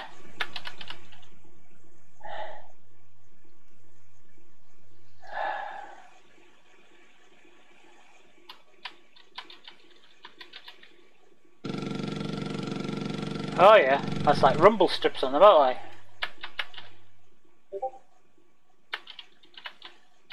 Come on, I've done it, move on! How many times do you want me to make it go brrr?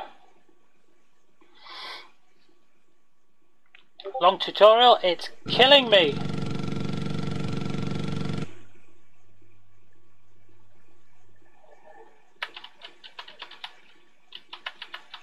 How long do I want to keep this finger on the button?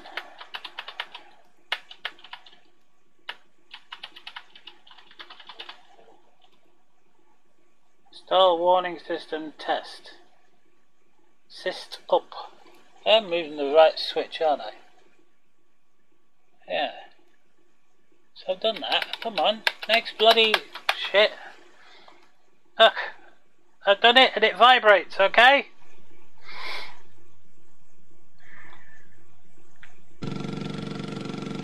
And the vibrating stops, and then the light goes out. Now what am I supposed to do?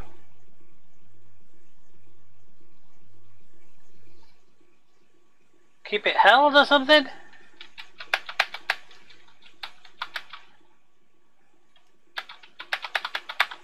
Come on, give me the next one.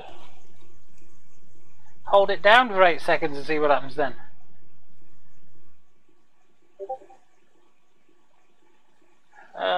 My backside's starting to hurt. I'm gonna have to go and lie down soon. I'm never gonna get this thing off the ground, am I? In fact, I don't know what. Whoops. It's that one I was after.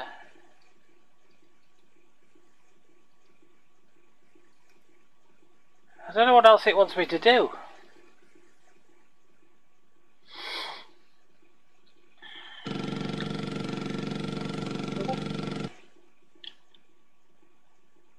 The light goes out. That's all I'm supposed to do.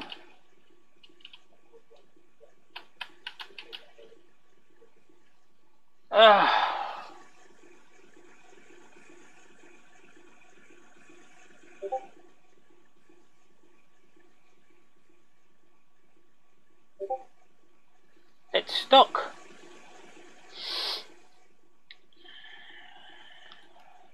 How do I have to get rid of that? How do I have to switch some of these on or off?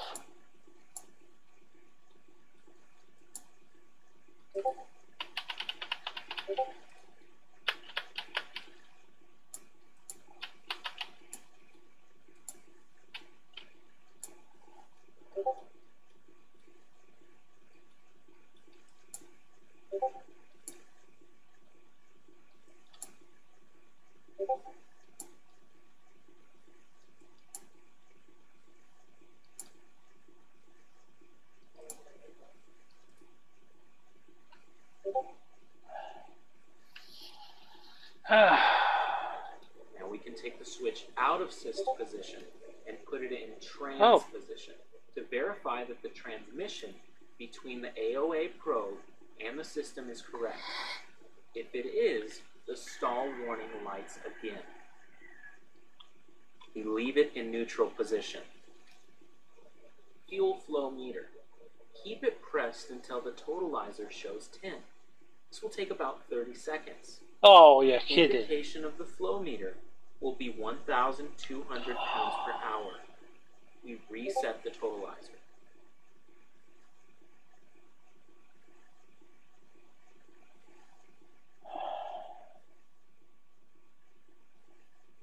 Takes 30 seconds.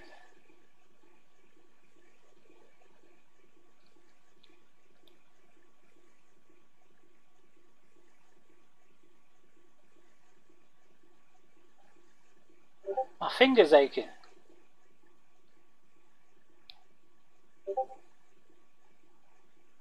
If I'd known it was going to be this bad, I would have hit auto start.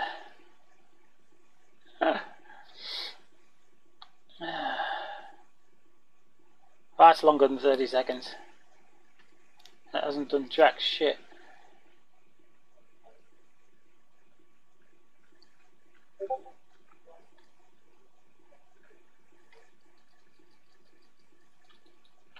Press the fire warning, checking that the fire light, the red module, and an acoustic warning come on.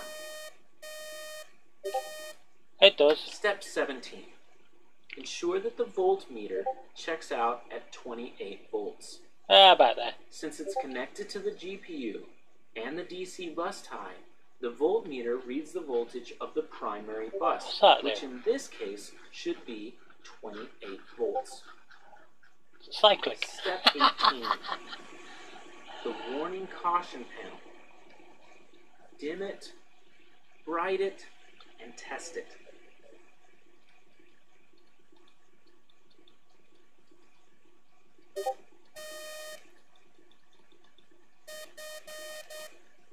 Step 19. The inverter to normal. Now set it like this. This way, if we have an inverter failure, we will get a warning in the warning caution panel. If we left it in standby and it failed, there would be no warning. Congratulations! The before startup procedure has been completed.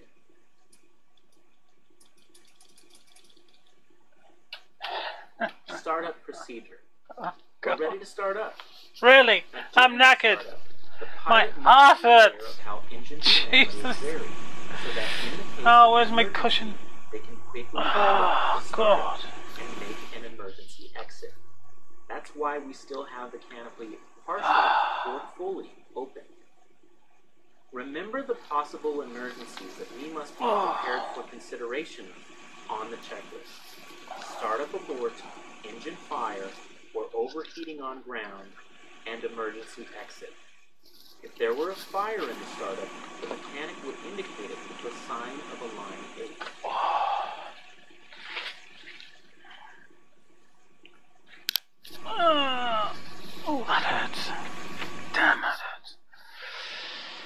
Oh, been sat here since 9 o'clock, you know. Because I thought this morning I would be here as Shifty started to stream. Except he didn't.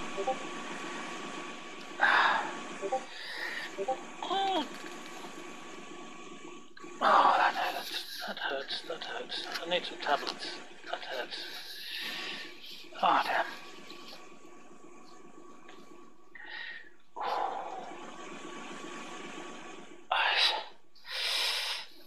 No, that's no better.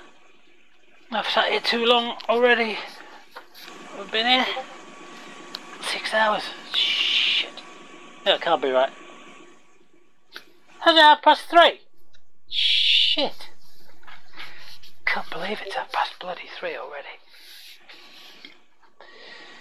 Alright, what we're gonna do?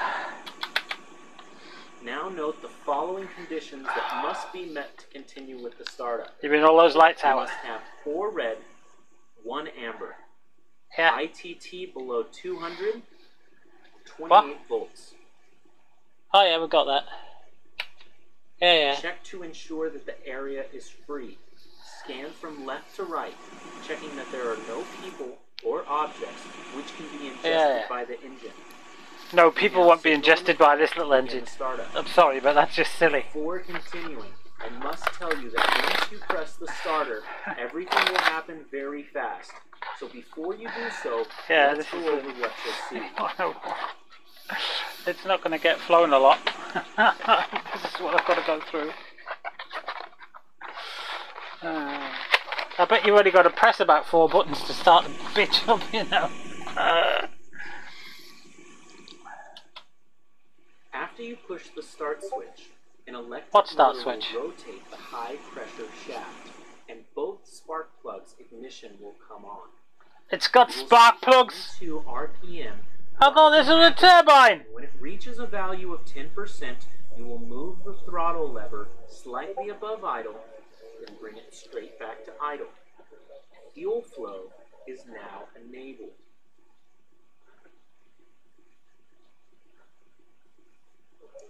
Yeah, where's the start switch then? In the combustion chambers, spark plugs will ignite the fuel, and the low-pressure turbine will start rotating its shaft, generating N1 indication before 20% N2. You should also see ITT temperature start increasing within 10 seconds, and as the engine starts moving, it will also spin the oil pressure pump. Fuel flow must be about 200 pounds per hour, and hydraulic pressure have reached the green arc at around 3,000 psi, as the accessory box is driven by the high pressure shaft. Once the engine is running above 50% N2, the generator control and regulation unit, in combination with the engine computer, will cause the automatic cutout of the startup sequence. Once you understand the sequence, let's start burning some kerosene. Start. Oh. Press and hold for 2 seconds. Release. The ignition lamp comes on. Uh-huh. The voltage is equal to or higher than 15 volts. Oh yeah, definitely. That's way We higher have than 15 10% volts. into throttle to idle. We quickly see Yeah. N1 indication before 20% N2. Yeah. ITT and oil pressure rise within 10 seconds. Yeah. Well, that Fuel hasn't. flow meter is stabilized at 200 pounds per hour. No, it's not. The hydraulic pressure turns green at 3,000 psi. At No. 50% N2, the startup sequence stops, switching off the ignition. Yeah, the whole fucking thing stopped, mate. Parameters should be stabilized with N1 between No. 29 to 33%. It hasn't done anything. And N2 between 58 and 71%. We have now completed the startup sequence. It is important that you review the manual to see under what conditions, in addition to the ones seen above, Let's you pump must your right abort foot a the bit. startup. Put some fuel into it, and then turn the starter over. You know, like you do on a cold morning. You got to pump that right foot to get some fuel into the cylinders before you turn it over. Flooding the engine on a cold morning.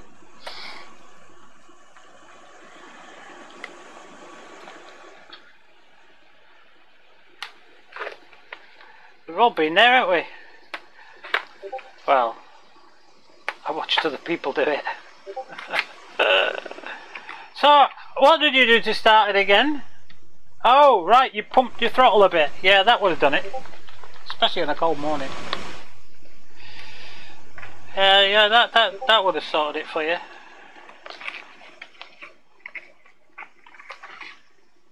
One, two, three, four, five, six, 7, 8, 9, 10, 11, 12. Oh, you only get 2 red ones.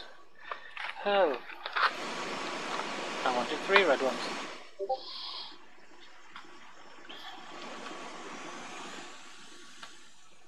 Yeah, that works. Green, green, building. Yeah, that seems to work, mate. Yeah, spacebar. The after startup procedure. That's working. Doesn't sound as good as the Vigan though. Oh, look at that. And now my mouse, for some reason. Oh.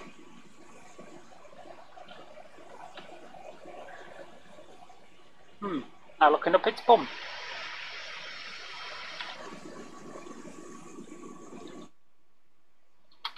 Step 1. Turn the GPU off, as the generator can now feed the electrical system. Can I get rid of that ground thing? The GPU. Signal to the mechanic to unplug the GPU.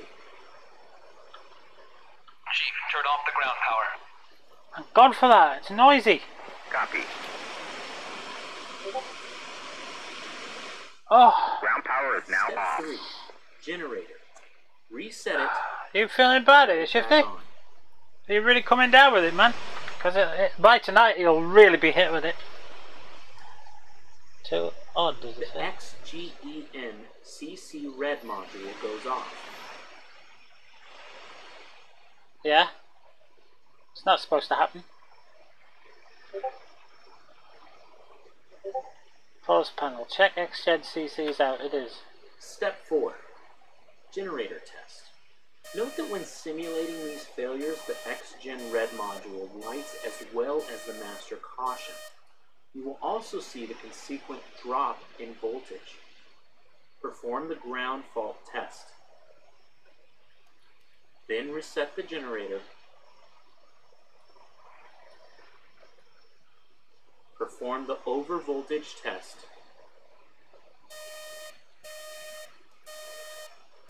Then reset the generator. Now connect the navigation and communication equipment. UHF on. It's counterintuitive, isn't it? You'd think right switch would turn it, but left switch turns it. TACAN on.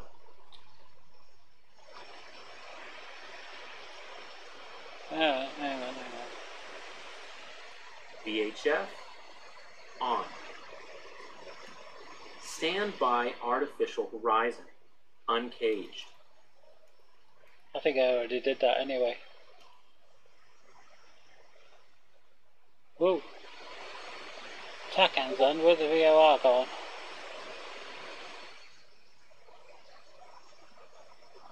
Oh, pretty.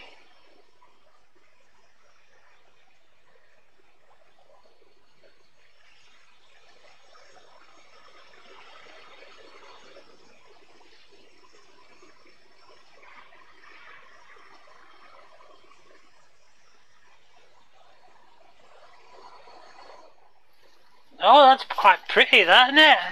That Blackpool Illuminations.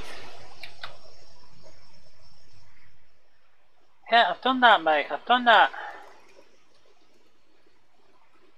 And I've twiddled the button. IFF standby.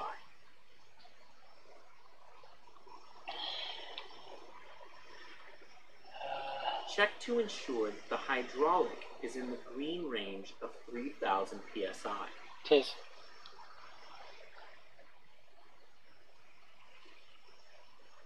Oh, that's spinning. That'll give you a headache, won't it? The following sequence Quite pretty. is done in coordination with the mechanic if available. Air brake, checked and in. In indication is displayed. B's normally air brake, isn't it? Oh yeah.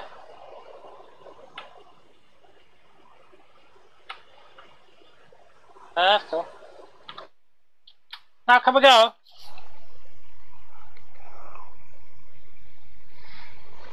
Yeah, I've done that.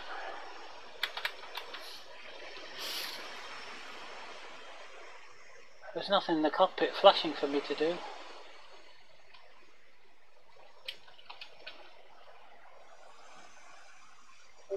What's that like?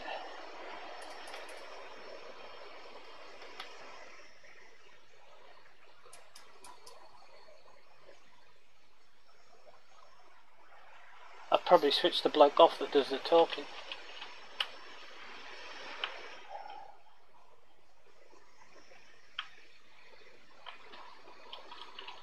Flaps, set to down, and then set to takeoff.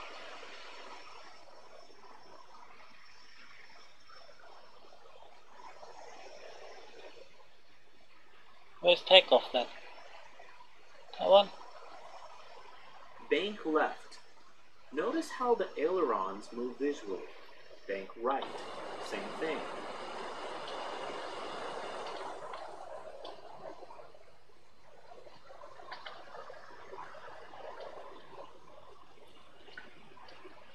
Oh look, flicky flicky rudder again. I've got a flicky flicky. Oh, I've got my foot on the rudder. That's why it's flicky flicky. I found out what that does that. Hi, Theta 60. How you doing, mate? On this fine sunny day as it is here. I don't know what it's like outside here though. Yeah, done the roll check. Push in the elevator trim tone breaker. From now on, whenever you trim, you will hear a sound indicating that the system is working. To check the pitch trim, it is important to do the following. First, trim up to the maximum extension. How?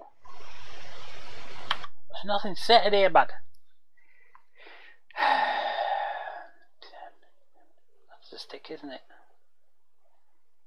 Yeah, just load the stick from the F5. It's about the same, I think. Trim up. Can't tell if it's trimming up.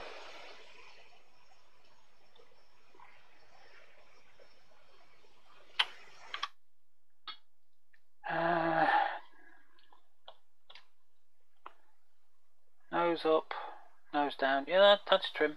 That works for me. Yeah. Now start to trim down, and while holding the trim down, open the emergency pitch trim guard. Oh, you can't be Observe serious. how the control stick trim stops working. Check that the emergency trim works, first upward and then downward. Close the guard and continue trimming down until full extension. Now trim up until you have an indication of -1.5 for takeoff. Well, trim's If you normally wish, over here somewhere. you can now pop out the trim tone circuit breaker to avoid hearing a tone whenever we trim. Where's the It is trim then? important to remember that with this circuit breaker pulled out, the emergency trim Why is guard that will spinning? not cut out a malfunction of auto trimming due to speed brake use. I can't find a trim dial. Where's the trim dial?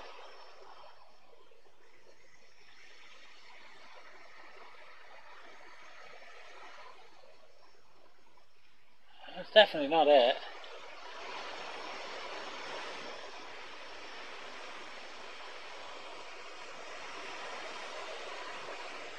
Ooh, look, proper LED digit displays. Ooh. No, I can't see a trimmy trim anywhere. That's just your climb rate indicator. Accelerometer. I would have thought any it would have been that, but that's just your angle of attack, isn't it? Type pitch. No, I can't see a dial anywhere. It shows your pitch. So your trim, sorry. Not like in the Vigan anyway.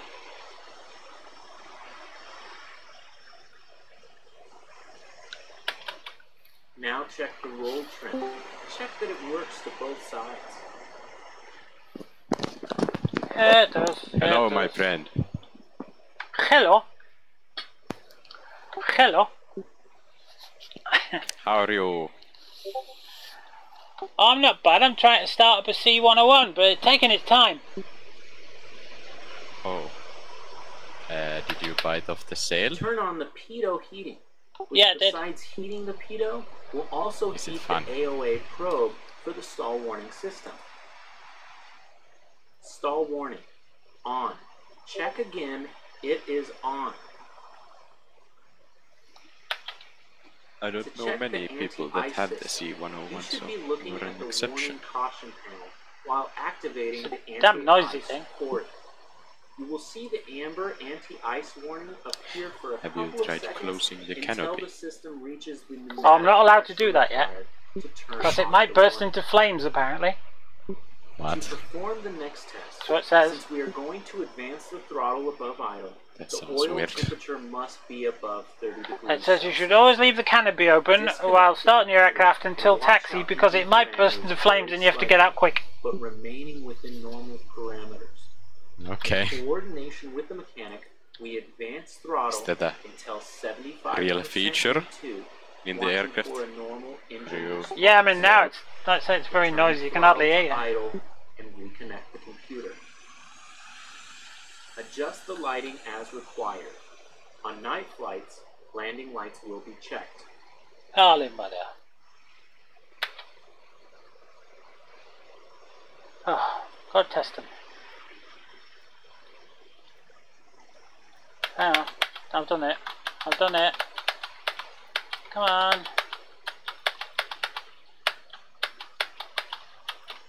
Oh, come on. Set interior lighting. Set exterior lighting. I've done that. I don't want any exterior lighting. It's already on anyway. No, wrong one.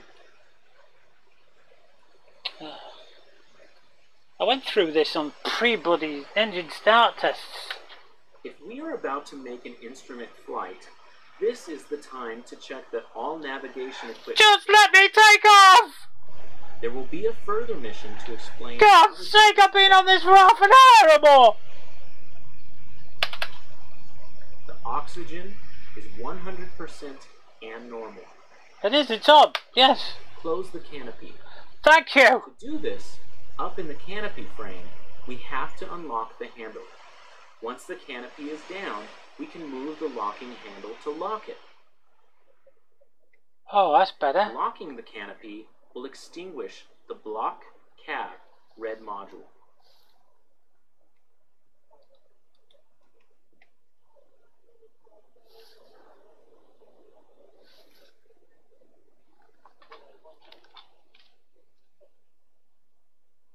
No, it hasn't.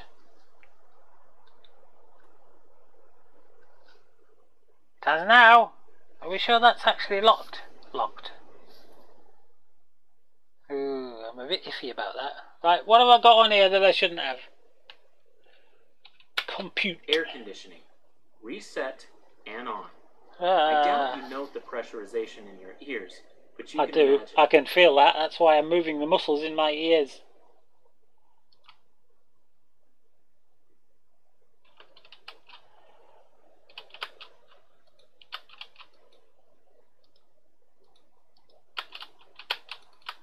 Come on. We can now remove the seat pin and show it to the mechanic. From this point on, if you want to become an ejection seat pilot, you would only need to pull on what you have between your legs. The Pardon? ejection handle. Shifty, I think he's talking to you, mate. We already have the plane ready to taxi. I know that the work was hard, but I must tell you, the next time You're certainly going to do it faster since you won't have to listen to all these Next time. Are you certain there's going to be a next time? Fluency, and I'll see you in the next mission. You think? Right, let's get out of here. Chocks away! There is chocks, isn't there? We can't rearm because we're not in a rearmable one.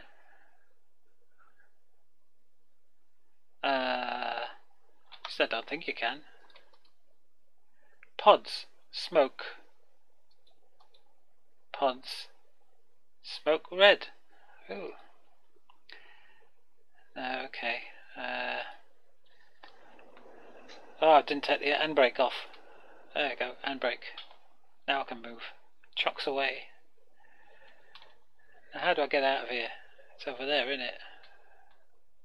Whoa, hey, this turns really, really quick. Atumi, in field 1-1, request takeoff. Is that as far out as I can zoom? Oh God. This is, I mean, we talk about the L-39's vision. Okay, you've got a bit of vision out the front, but what is this dirty, great big archway? It's like the Tyne Bridge. Jesus, did it have to be so thick?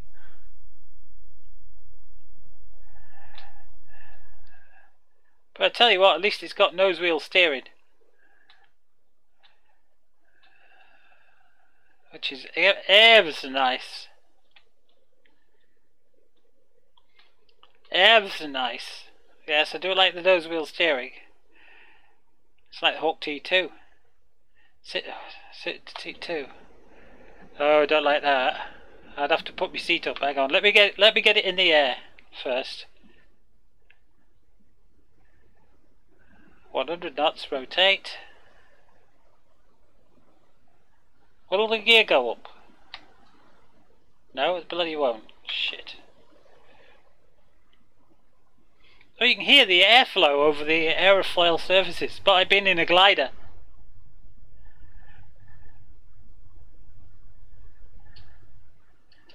And of course my trim's completely out because that idiot got me to do all kinds of trimming type bloody manoeuvre. Oh, trim's backwards. Trim's backwards. Oh, ho, ho, ho. Oh, that trim is brutal. Brutal. And backwards. Pull down on the prim hat and you go up. I mean down. Push down and you go up. So it's reversed to what your joystick would be, which is quite not nice. Okay. Press number 2, back seat. Yeah, I don't like this. Let's see if I can go up in the seat in the back. Yeah. Yeah.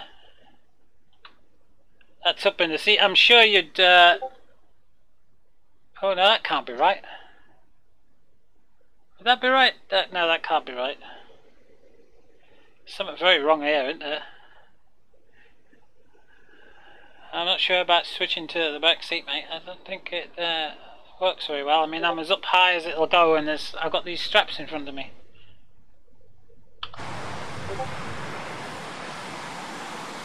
I don't even have all that instrumentation, so yeah. That's very odd. Yeah, it might be because well, I've got that NVG mod thing running, and it sometimes doesn't like other aircraft. So the Mirage, you see.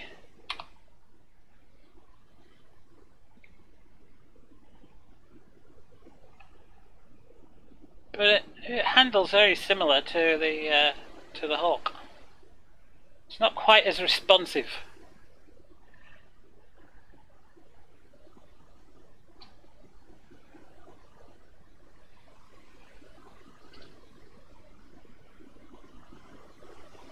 And I've still got my flaps as well, haven't I?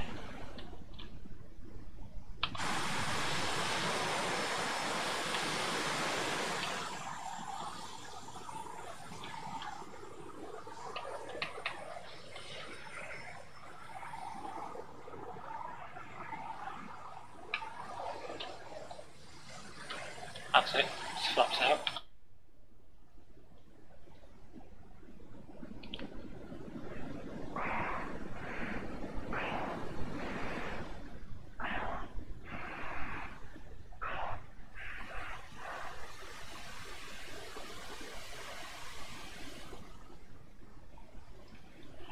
And here she comes to wow the crowd.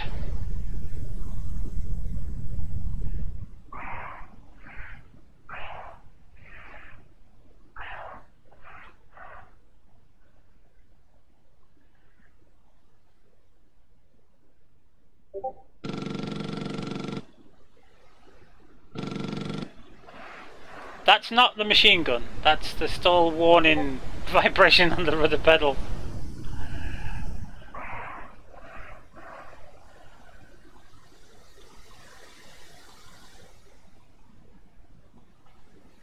If I sit way back, I get much better. This is the view I prefer, way back here, not the view I've got. Mind you, I wonder what it's like.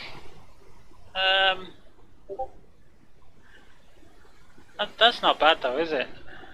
Could do that.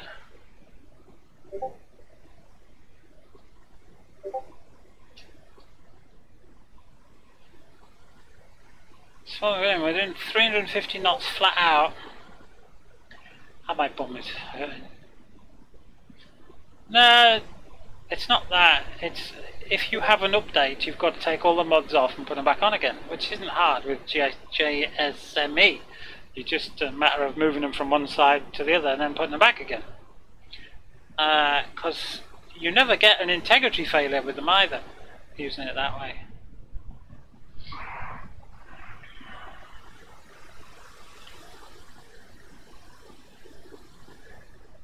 But sometimes, when I used to have the older NVG mod on for the Mirage, sometimes if you got in the Vigan, you would be sitting on the tarmac instead of in the cockpit. And you go, oh no, forgot to take the NVG mod off. Because it's designed for the Mirage, not for the Vigan. That's the thing, you see. That's why I never have the NVG mod on. Never really use it now. And it hasn't been kept up to date because, like they keep saying, every time there's a bloody update, things break. And the guys that make these mods are like Theo, the part-time programmers. So they, unlike Gosbin though, who does the English cockpit layouts and that, where you select it from the main menu. It's like he said to Razban, are you going to put this mod in or make a mod or what? He says, because I only did this temporarily and it's now been a year.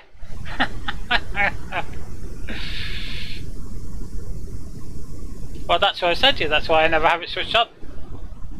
I put it on today because it's the first time I've flown at night in ages, and it's not as a good NVG mod, this one, as the last one was from the other guy, but he doesn't update it anymore because as soon as it went from 1.5.6 to 1.5.7 it all broke.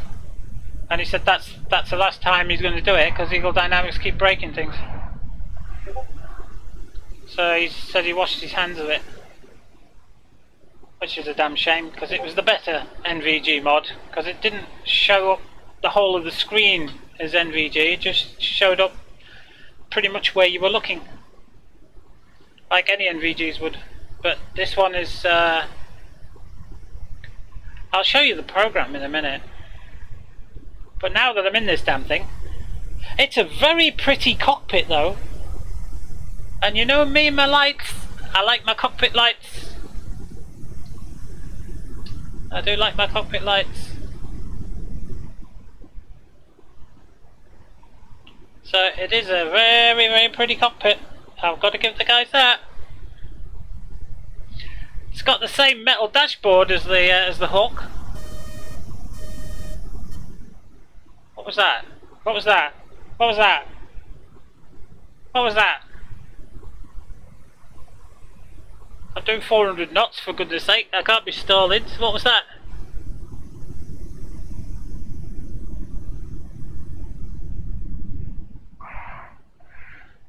Well, it should be able to pull a loop.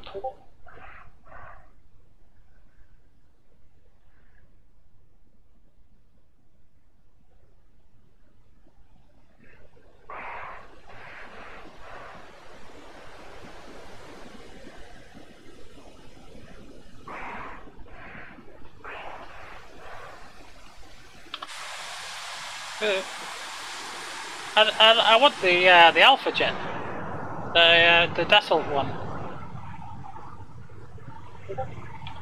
but that's not out, is it? They haven't done that.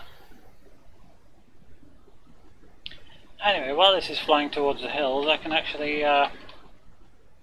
This is the mod enabler, and these are all the mods I've got running.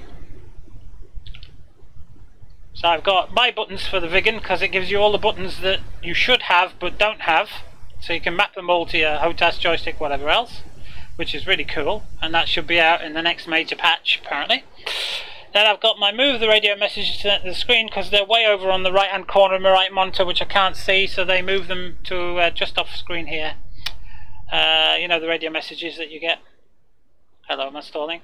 And then I've got the Vigan English cockpit, and the SU-27 English cockpit, and the Mirage English cockpit, and the thing that makes all my monitors work. I've modified that for my monitors. Then Mr. Smacks for the Hawk, his grey cockpit, and then the NVG mod that I just put on, which I will now take off, and that's how you do it. You just click the one you want and put it in, take it out, and then start the program. That's all you need to do. Simple as that. No copying files, no overwriting files. Everything's done automatically. It's a cracking little program. Because some people said, oh, I've overwritten my mod and now I can't get on the servers. Yes, you shouldn't have done that. You should have just used that, because it doesn't actually overwrite your files. It just says, hey, no, you don't want that file, you want this one. Ah, right. Integrity check passed.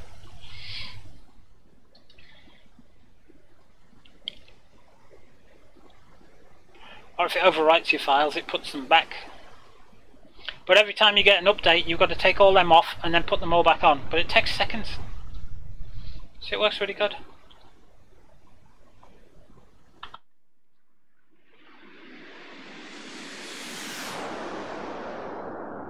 It's not a bad little thing, this. It's a bitch to start up though. Long tutorial. I wonder what the other version's like, because this is obviously the trainer version. It only has 2 hard points, and that's for smoke.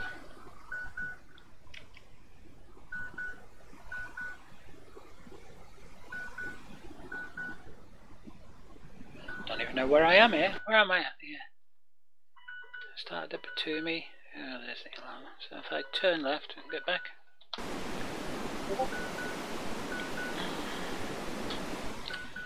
4 o'clock already. I've got a light on. What's the light mean? It's that compute thing again. It's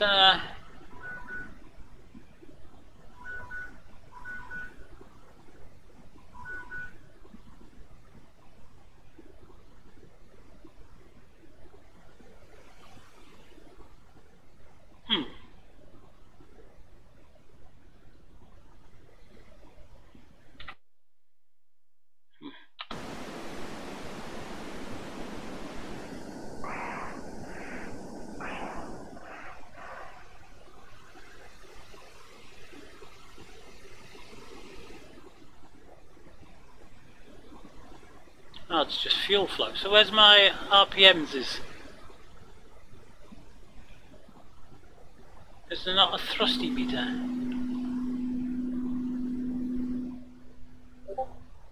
Now what's that one on for? You haven't got to leave it at 100% thrust all the time, have you? I want to pull it back a bit.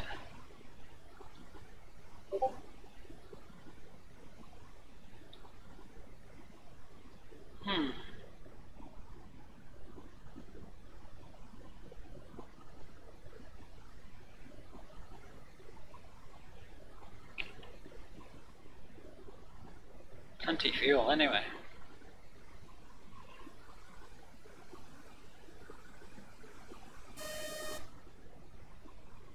Pull up, pull up, pull up, pull up, pull up. Over G, over G, over G, over G, over G. Oh, shut up.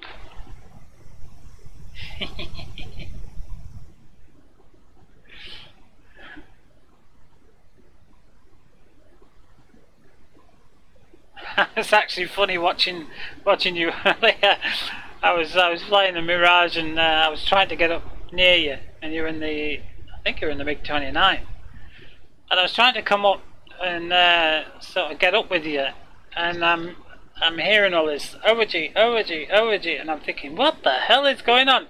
And I looks across at my screen and it's overgy, and then you went external and you didn't have any wings left. I was going, alright, okay, I'll explain to the overgy then. That was really funny, that was. I was like, what the hell?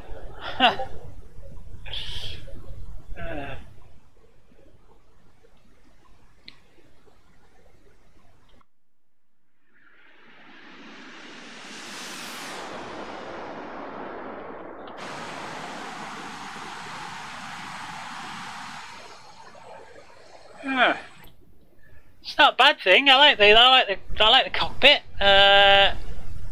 Handles very much like the Hawk. I think it's like, I don't know. It's more like the L39 than the Hawk in its handling. I think the Hawk is a bit more responsive, probably because of the swept back wings.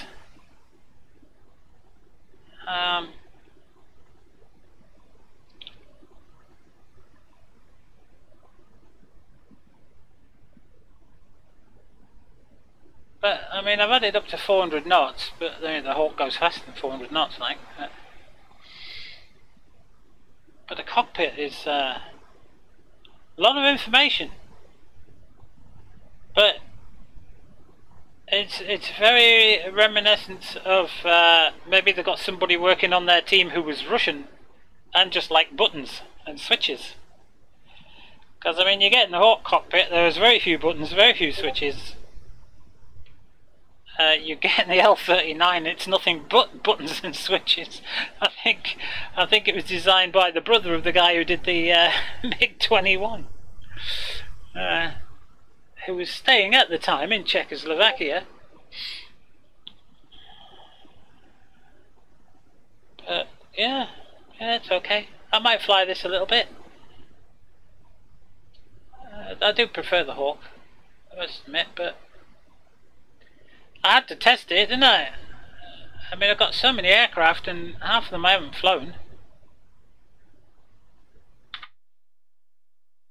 So, you got to test these things. And I bought some of those campaigns. The F5 ones are in Nevada.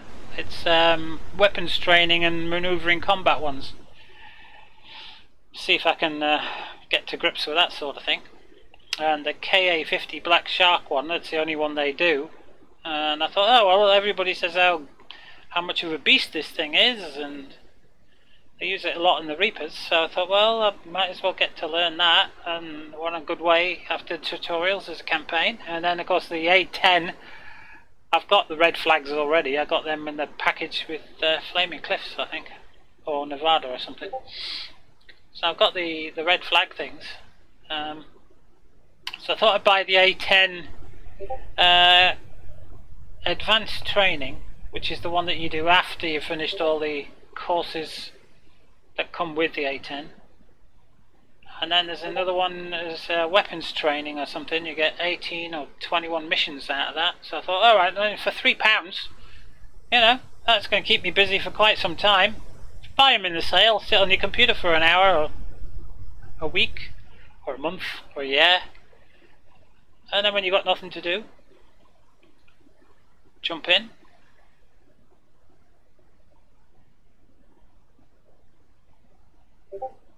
I was doing some testing on Nevada the other day with one of the guys from here who was actually in conversation with VO, because him and his brother were doing testing. Not just for VO, but for some others. And he was telling me all the graphics settings that I should try first on Nevada and build up from there. And I was getting 27 frames a second with all my monitors, and he says, yeah, that's about right. He says, that's what you should be getting. I said, really? Not more? And he says, no. But the preload distance is all the way up. And that's what I've done on here. I put the preload distance all the way up and the trees to nearly full as well. So as you can see, none of the trees ahead of me are redrawing onto the screen as we fly. Because they're up. They're all the way up. So all the trees are drawn way into the distance. Now then, I'll need some flaps. I need some gear. And I need the engine back. But I don't know how far back.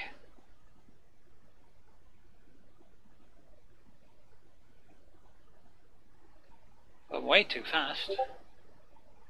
Oh, we got an air brake stick, haven't we?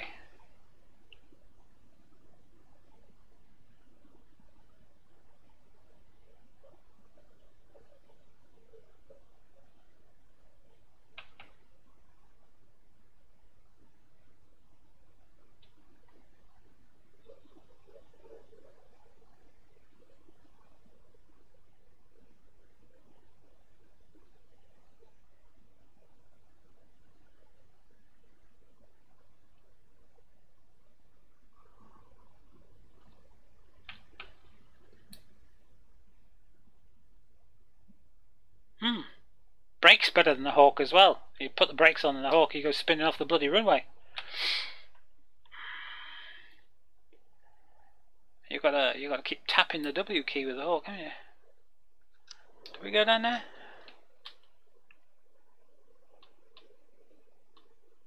I don't know. Is that where we started off from down there? That wasn't a bad landing. Easy to land.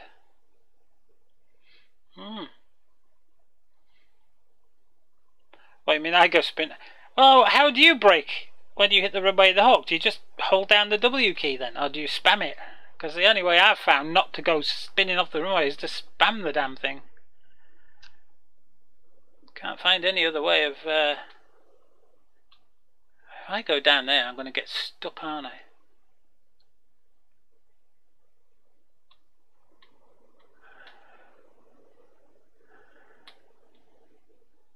Yeah, I think it was down here next to the tower, wasn't it? Yeah, I mean, every time I land in the Hawk, you've got to use the full extent of the runway with air brakes out, if they'll come out, because sometimes they don't come out when they're on the ground. Hold and use independent when starts to turn. Yeah, you see, I found, I did some of the other week with the Grim Reapers. I got into a P51, and I remembered how hard I found to keep that thing in a straight bloody line when taxiing to the runway.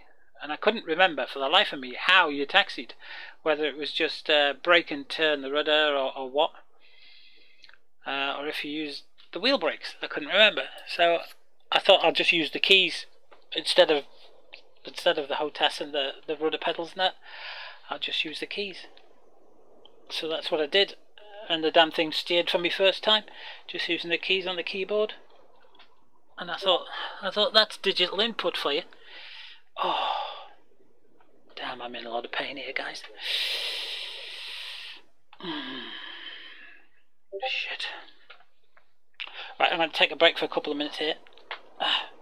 I need to go to that little room and get some painkillers. I'll be back in a few minutes. We'll see what we can do from there.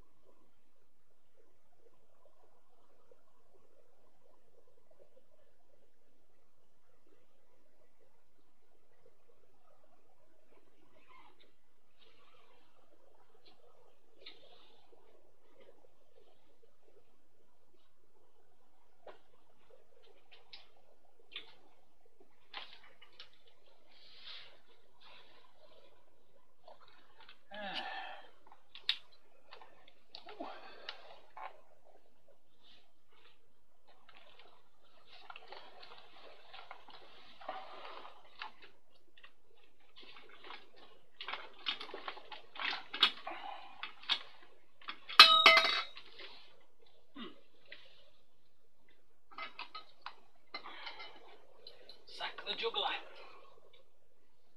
As they say. Right, move them there. Put them over there. Get this helmet back on.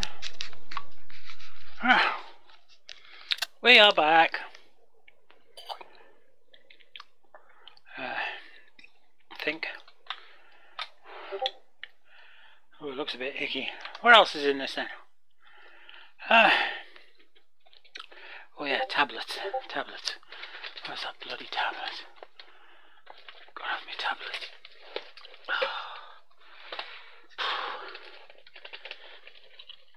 Radios and nav aids. I can do that. Instrument flight, yeah, I can do that. Flight director system. What's that then? Actually, I don't want to do that. I want to do weapons training.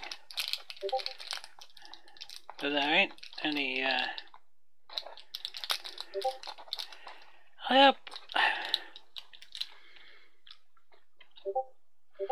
Actually, let's have a look at missions. Ramp night ops, ramp miss, runway miss. See what that does. Because I'm a bit dubious at the moment. Because I read something in the forums when I was poking around trying to find out more information about this. And I read somewhere in the forums that when this came out, it was only the training version, and the light attack version was coming shortly thereafter, after its release. That's what I read, and everybody went, "Oh, right, okay," and people saying, "Oh yeah, it's good. Here's a bug. Here's a bug. There's a bug." Bugs were fixed as it was on the early access release list. I'll have 2 of those opiums, please. Thank you very much. What happens if I take 3 of these?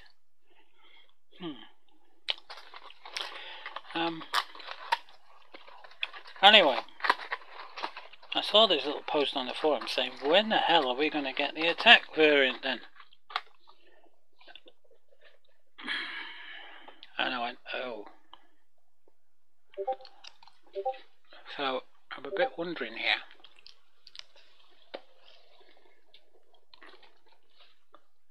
Are we just getting a single version?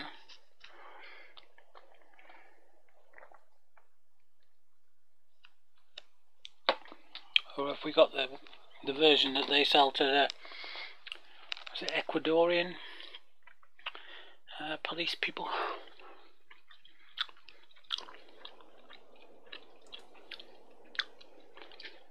Hey, you can stop it on.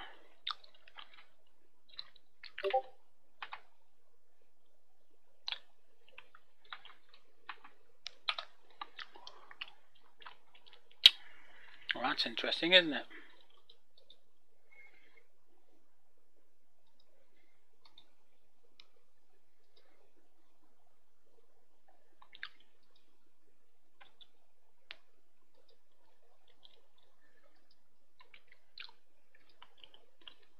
Request rearming.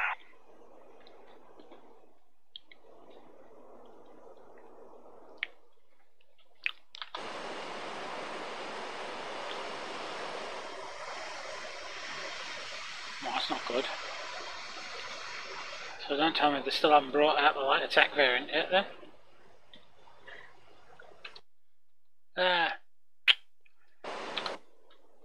Press the wrong button. Well, that would not be good.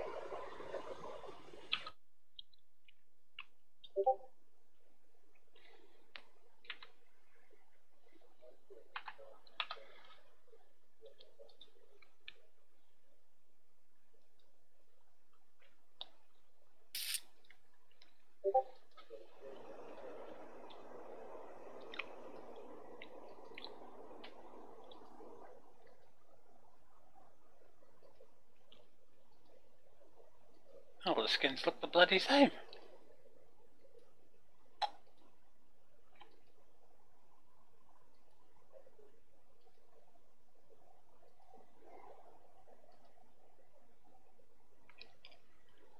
Request rearming.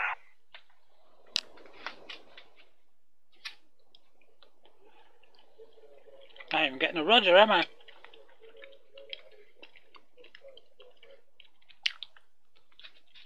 Oh, that's no good.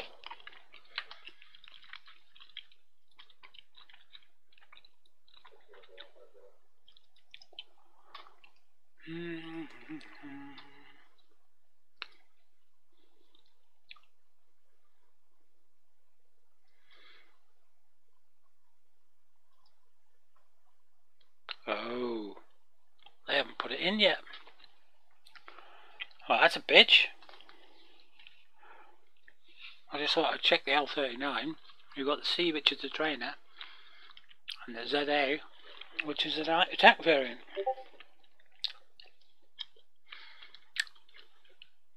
Now the Hawk is the Hawk.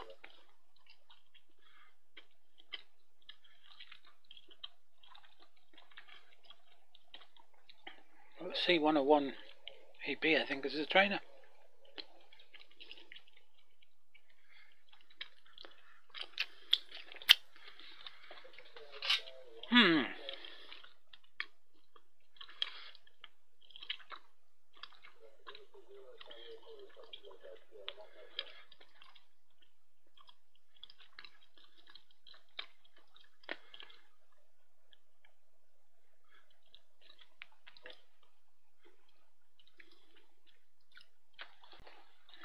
Let's see what happens.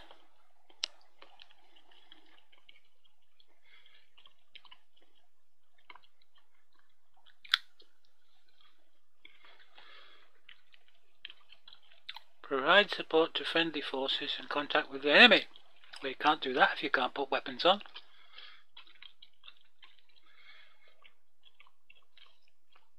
Back, what's next? I don't know. What have I got that you don't have? This and something else. What else don't you have? You said you had 3 modules you didn't have. I only don't have the Gazelle, but you've got the Gazelle. I know you don't have this.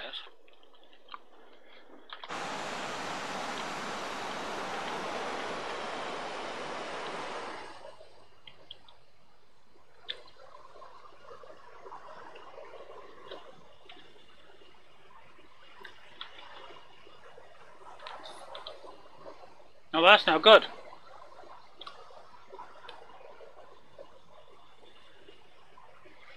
I'm supposed to provide help to friendly on the ground. Request rearming.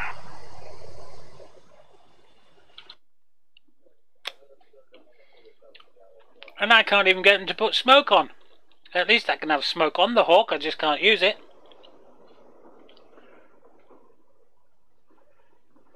It's raining. I hear the noise starting off the canopy. Well, that's no good.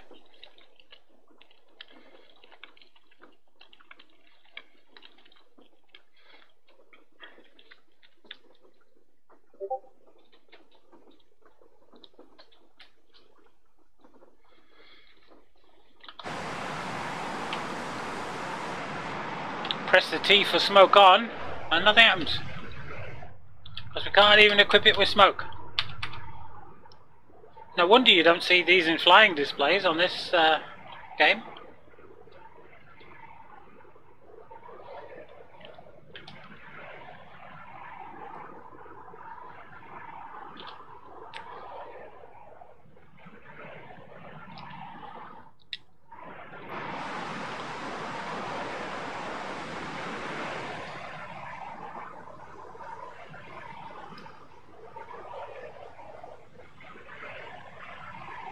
That's bugger.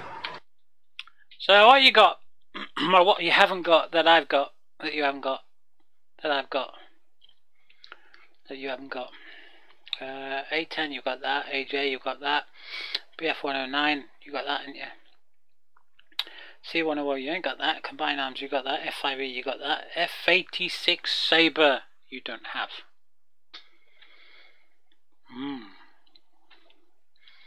I've only flown that once.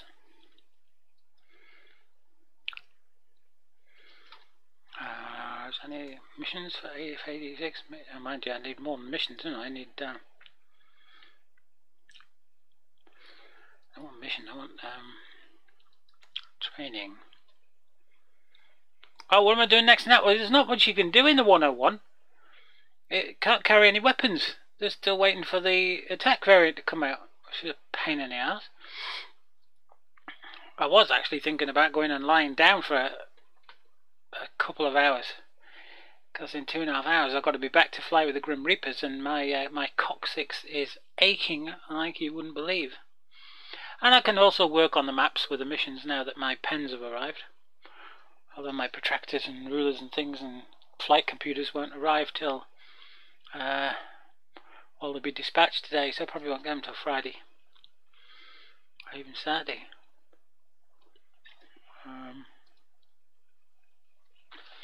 But I was just thinking, if I mean, you haven't got 3 modules and I haven't got 1, but the one I haven't got, you have got. So you've got 3. You haven't got 3 modules that I have got. One of them being the C101, the other one being this, and then you haven't got another one that I have got. So I can show you what these are like. And the tutorial for this doesn't take anywhere near as much. Practical takeoff exercise in the F-86 fighter. Before beginning the lesson, please get English familiar as well with the commands listed below. Yeah, I've done that. Press spacebar when you are ready to start. The takeoff procedure of the F-86 is pretty simple. However, everything is happening very fast and requires high concentration and attention to prevent potentially dangerous situations. No. The key elements of the takeoff are I didn't realise increasing engine RPM that they hadn't to brought takeoff out the mode light attack while variant holding yet. the brakes, or the W key. Releasing the what? brakes and maintaining the aircraft in a straight line by precise use of the pedals. And with the nose wheel steering button held down at up to 50 knots, and at higher speeds with the pedals only. The nose wheel can be lifted off the ground to assume takeoff position at approximately 100 knots. Takeoff position is shown in the briefing. Depending on weight, the aircraft will lift off. Oh, you can get to the briefing doing that. 100... I know you could get to the briefing doing that. I've always pressed escape and then gone briefing. That's cool. 40 knots. Maintaining special position during acceleration and climb. And retraction of the gear and flaps. Press space to after liftoff from the runway, the gear must be retracted by moving the landing gear handle up. This is done by pressing the G button on the keyboard, or right-clicking the handle. The landing gear handle is currently in the lower position. It must stay that way until a positive rate of climb is achieved after takeoff. The flaps are retracted with the wing flap lever located on the throttle quadrant left side. To retract the flaps, move the wing flap lever forward or up. This can be done by pressing F on the keyboard or right-clicking the lever. So how do you get them in the middle bit? When the flaps are full up, move the wing flap lever to the hold shift or center position. Left Alt F. That was left Right shift now, F. make sure that the flaps are extended by looking at the wings from the cockpit, or using an outside view with F2. To return to the cockpit, press F1. Press spacebar to continue. Hold the brakes by pressing the W key. Then set maximum RPM by moving the throttle handle all the way I can't do both at once, because it requires my left hand. So let's just make sure that W key then is joystick button 6, which should be this one here. So if I press joystick button 5, yeah, okay, I can do that then. Yeah, okay, I thought this one had all been set up. I thought so. So press that. And do what? Set maximum RPM. Right, done that. Under normal conditions, The brakes must hold the aircraft in place. Really? That's cool. The RPM reading on the tachometer is not less than 98% and is not more than 100%. Well, it's nearly 100%.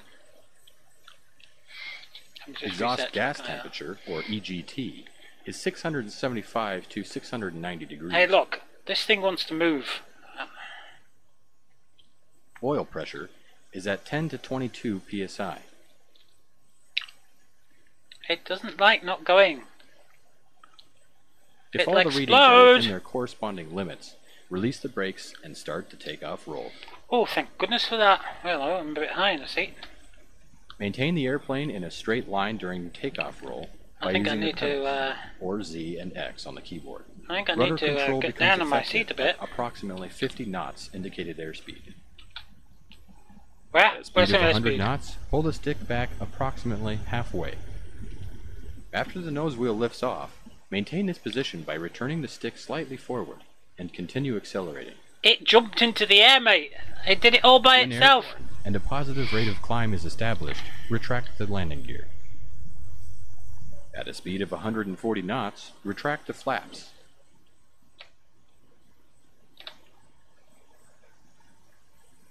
After takeoff, maintain that required pitch during the climb.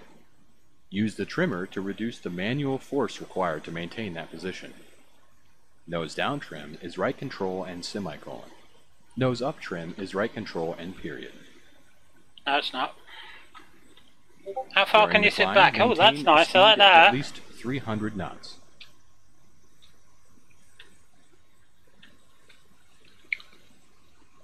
Congratulations! You successfully took off. Well done. Thank you. That's very nice of you to say. Finish the mission. Oh.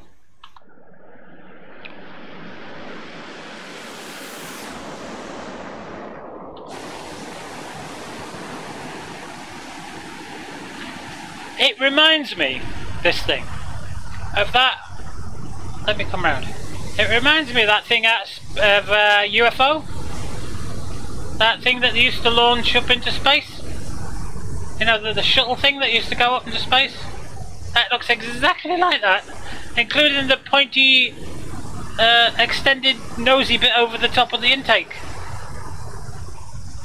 You'll have to Google it. We'll take my word for it. But that program UFO with Ed Bishop as Ed Straker at the film, you know? UFO, remember that from the 60s? Jerry Anderson production. So here we are, and look at this beautiful detail on the canopy. Yeah, got a bandit, 30 degrees. Left port side. 4 degrees. No, oh, hang on, he's gone way behind me. They're even over the back, look. Bars over the back. Of course, we don't use that now. Got about by 3 o'clock position. You read 40 degrees starboard. No, 3 o'clock position. Oh, look, there's a stabby bit there to get birds with. You get some ducks with that, you can take them home and eat them. That's what the stabby bit's on the front of the aircraft's for. It's to skewer birds so you can take them back for Barbie after.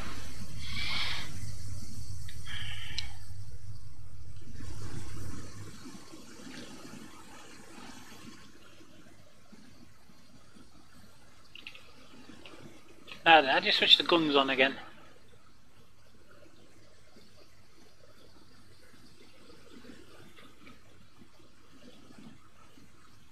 Missiles, left hand, right hand. Ooh, really? Bomb, normal. Ooh.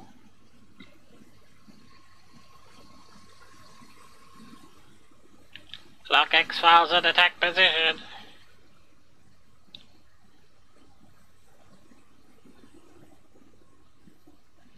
I can't remember where anything is. I've only flown it once.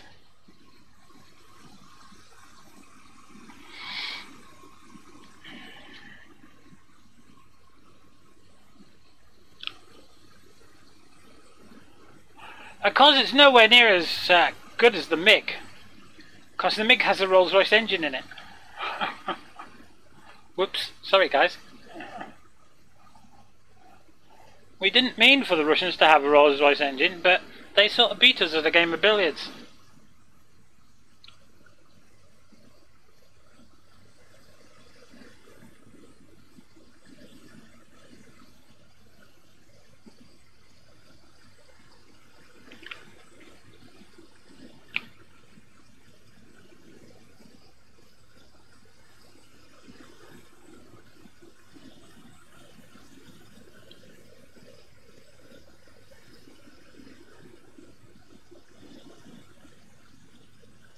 That's interesting. I'm not getting any more bank out of this.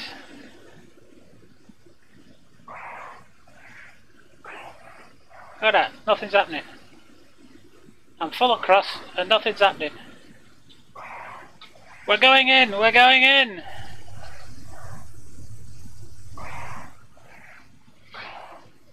Don't tell me we're going so fast we're approaching the sound barrier. Well, that was a big bang. I don't know what that was. That couldn't have been us going through the sound barrier.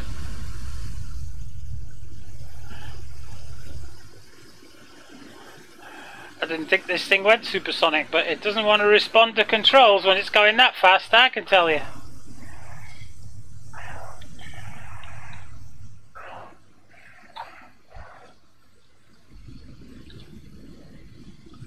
Can you hear that? It's like thunder.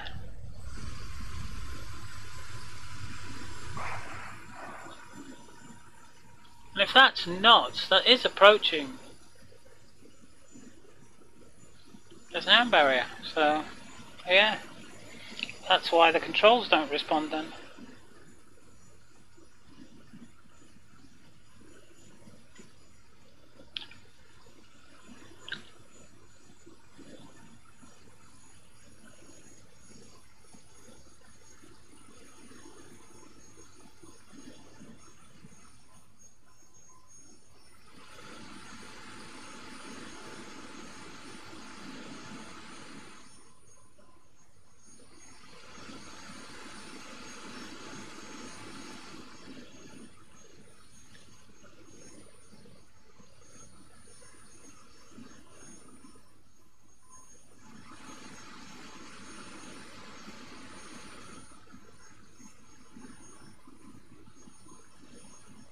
It thinks it's a vegan.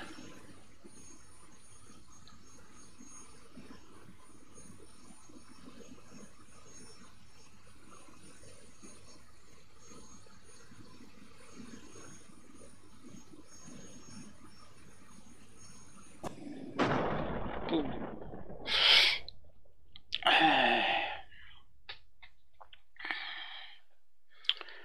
So, right then, because that was boring.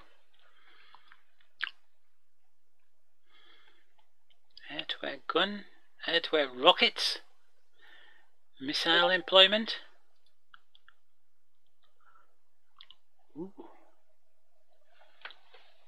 Overspeed, overspeed. Yeah, I think it was, what do they call it again?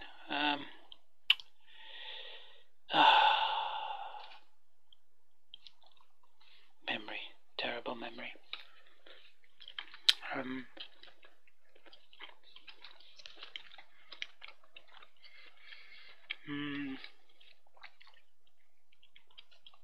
I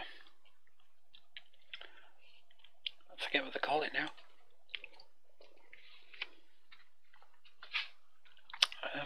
Was it when you're approaching the speed of sound in an aircraft that's not designed for faster than the speed of sound travel? There's a name for it when the control services stop responding. I've forgotten what it's called. Damn. My memory. What's it called? Anyway, the British discovered way back when with the was it the Vampire? The one before the Vampire. What do they call the one before the Vampire? That little thing that just looked like a delta wing. Swift, was it?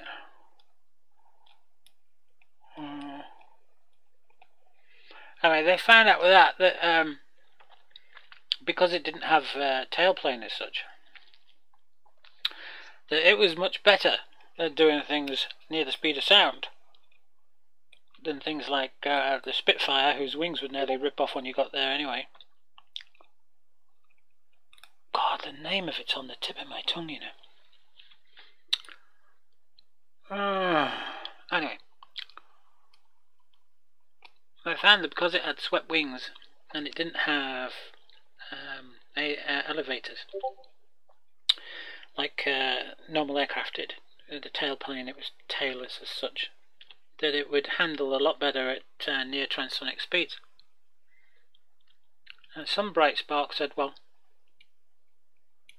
when we build this other one, maybe we should make the whole rudder assembly move and the whole tailplane assembly move and rotate on a pivot instead of just a little bit at the back.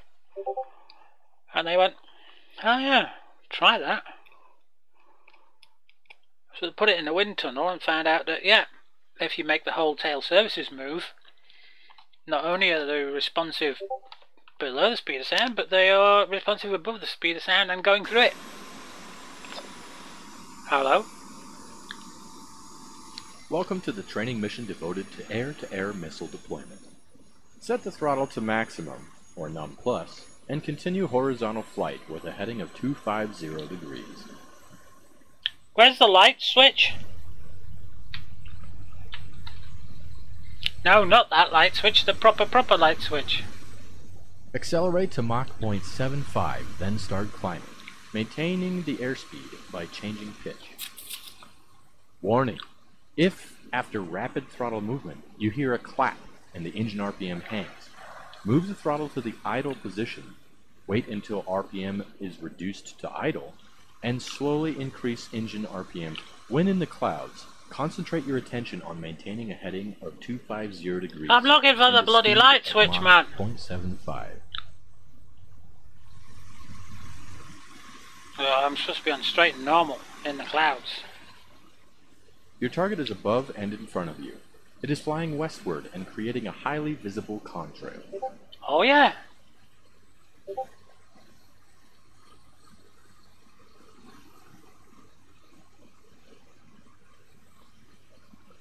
I got it. The F-86F can carry two GAR-8 guided aerial rocket, supersonic, short-range air-to-air Sidewinder missiles. The GAR-8, later designated the AIM-9 Bravo, is a homing missile, guided by an infrared heat-seeking device, and permits the pilot to leave the area immediately after launching the missile. While the missile guides itself to the target, it is a fire-and-forget missile.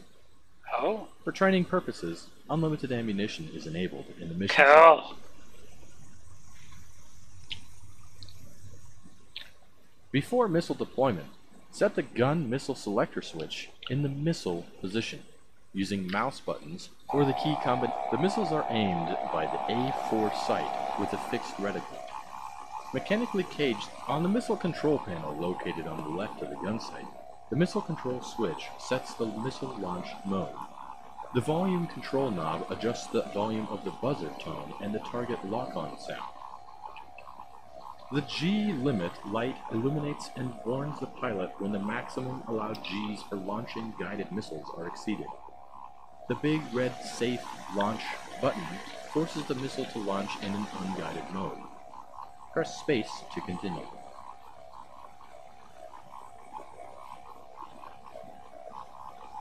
Oh.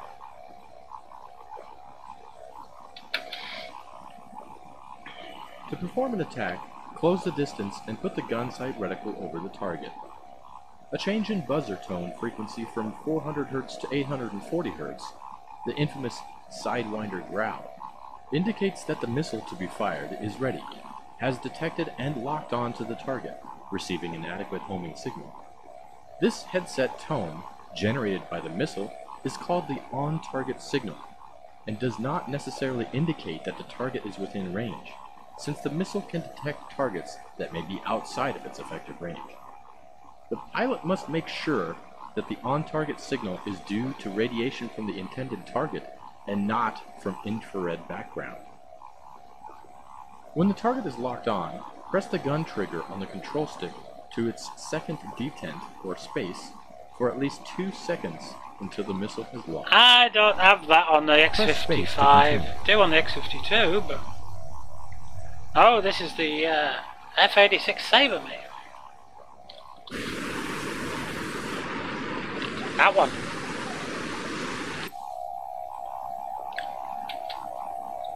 Pursuit the target and attack. I'm trying to get there. I'm trying to get there. I'm trying. I haven't flown the MiG-15 yet. I'm pedaling as fast as I can go. And I'm doing Mach 0.7.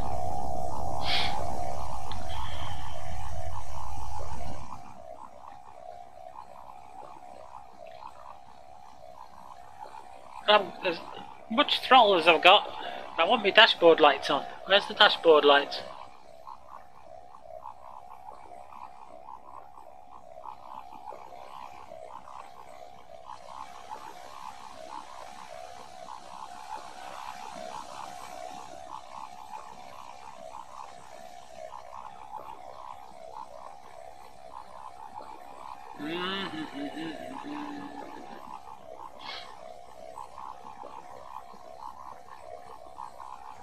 No, I can't see him.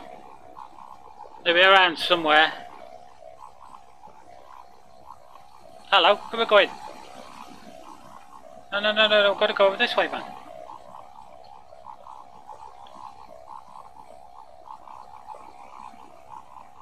Oh, at least we're going faster.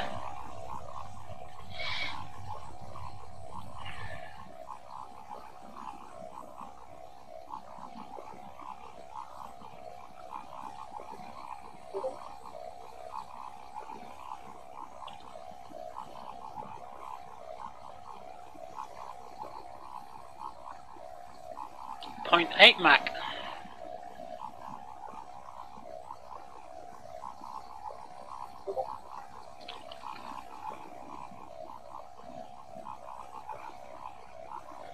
By the time I get there, I'll be deaf.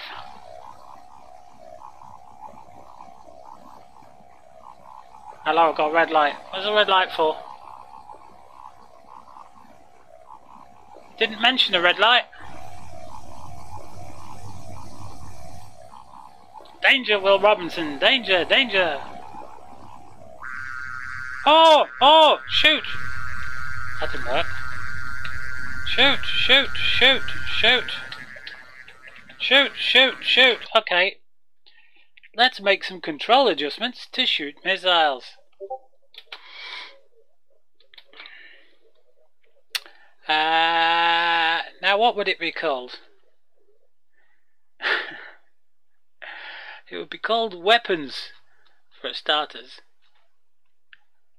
Well, there's no W. You can't be kidding.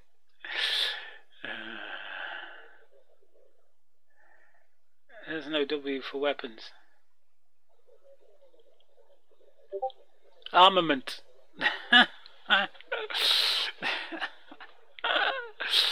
Oh, come on. Right, gun selector. No, missile selector. We've got missiles. We want release. He said something about the spacebar, but nothing. Spacebar doesn't do anything.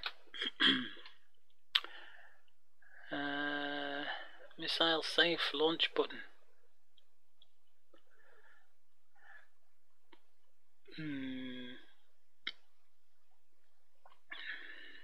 No. Ah, here we go. Second trigger dent or gunfire is joystick button 1.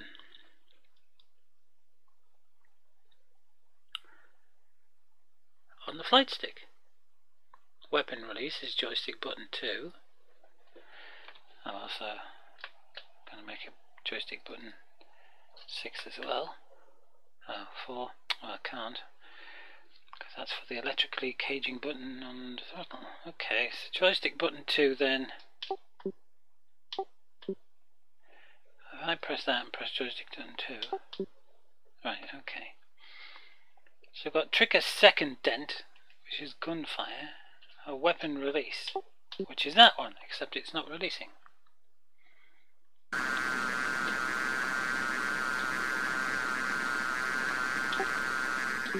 See?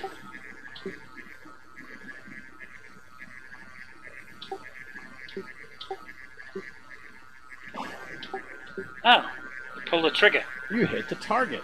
Yeah, isn't that clever? Didn't hit it that time though.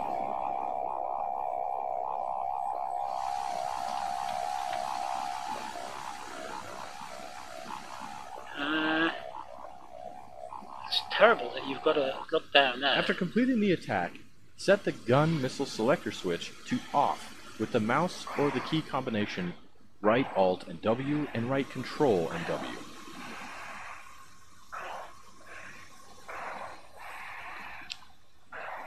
He's still alive.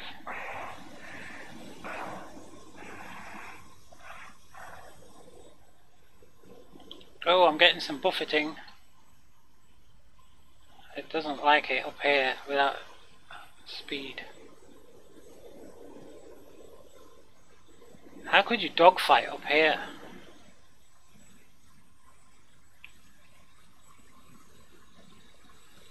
Wow.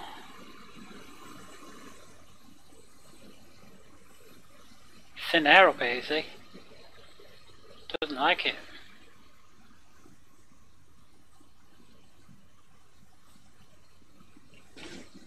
Just test them. Oh, into the sun we go.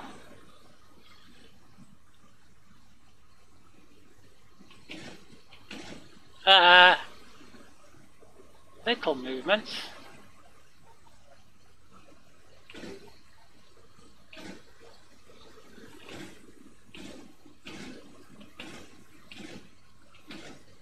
Trying to lead the bullets, but it's bouncing around. It doesn't like the buffeting up here.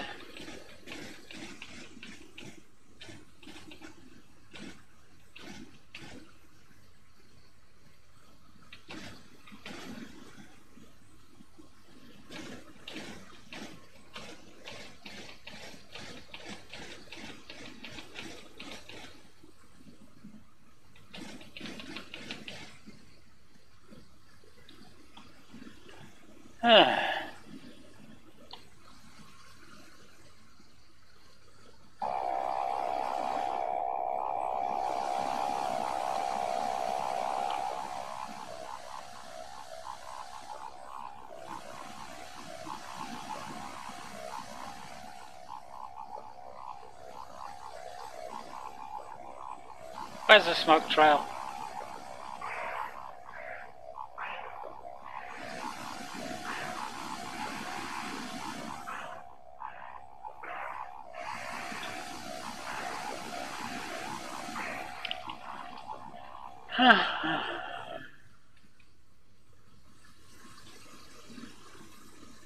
That was crap, wasn't it? Your mission is completed.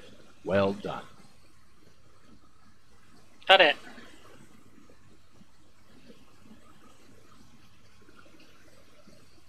Close the distance and attack the target with air-to-air missiles. What? The missile seeker contains a lead sulfide PBS photocell in a hemispherical glass nose to detect IR radiation. What the hell is that about? It has a 4-degree angle of view and a tracking rate of 11 degrees per second. Shouldn't you have told me this before? Because of the seeker being uncooled, the missile is very susceptible to locking onto other heat sources, the sun, clouds, ground reflections.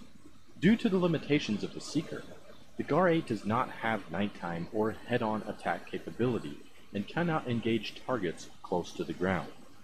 It is used primarily against non-maneuvering targets because of the extremely narrow field of view. Only targets that are off not more than 2 degrees with the missile's center line can be detected. Wow.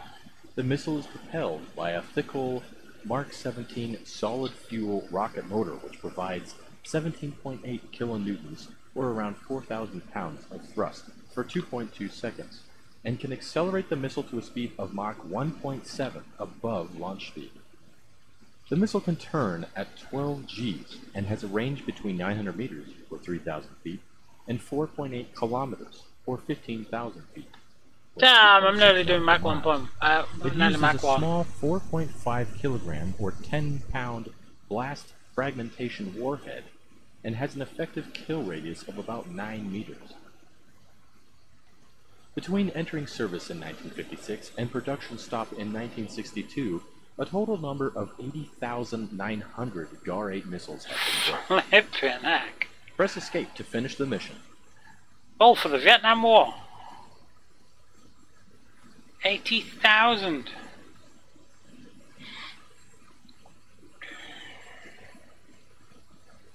Yeah, you've got to switch the coolant on the Hawk as well. Or it doesn't. The missile doesn't track very well if you don't switch the coolant on, and it takes 3 minutes to cool the missile down. Hello. Okay, press escape. Right. What next?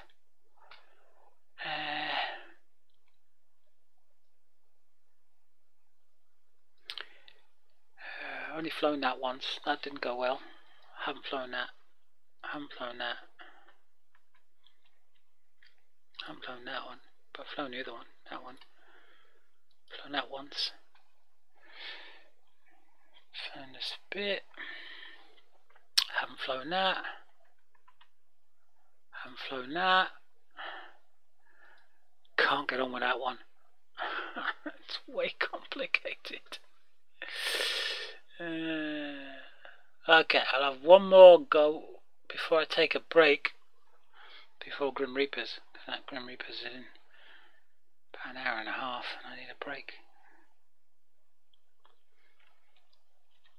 So pick one. What would you like to see? What would you like to see me cock up in a big bad way?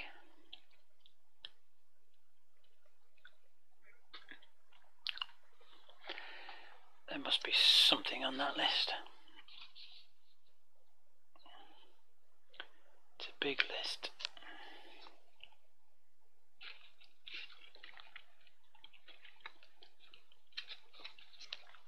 Plankton.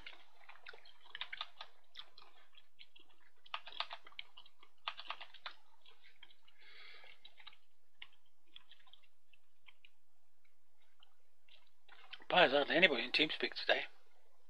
Place looks dead. That's unusual, especially for this time of day.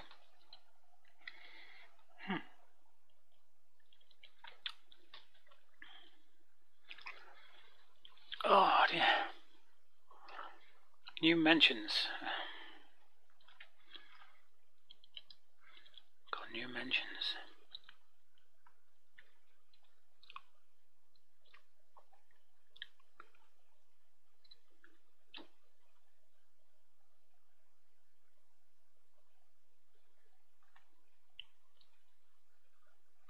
Oh, Sonic Duster's put his Thrustmaster 1600 up for sale if anybody wants one.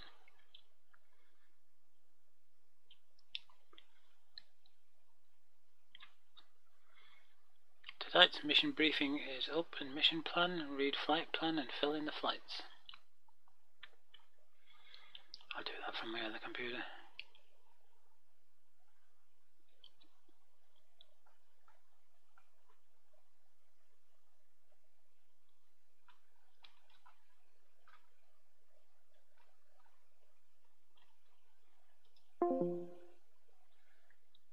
Disconnect from that for starters. Alright, if nobody's going to take, I'm going to give it a break here and come back in an hour and a half, 2 hours for Grim Reapers.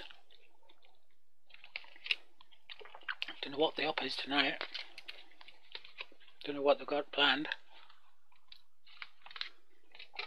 But it's usually fun.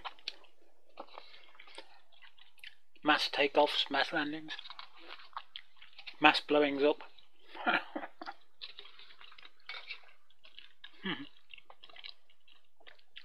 He cokes on. Shifty's already gone across there and have a look, so I'm going to call it here, guys. Be back in a couple of hours.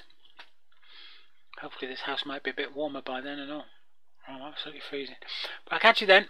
Thanks for hanging around. I hope you had some fun here. I hope you learned something if that's what you were here for. And we'll be back with some fun with the Grim Reapers later. Cheers.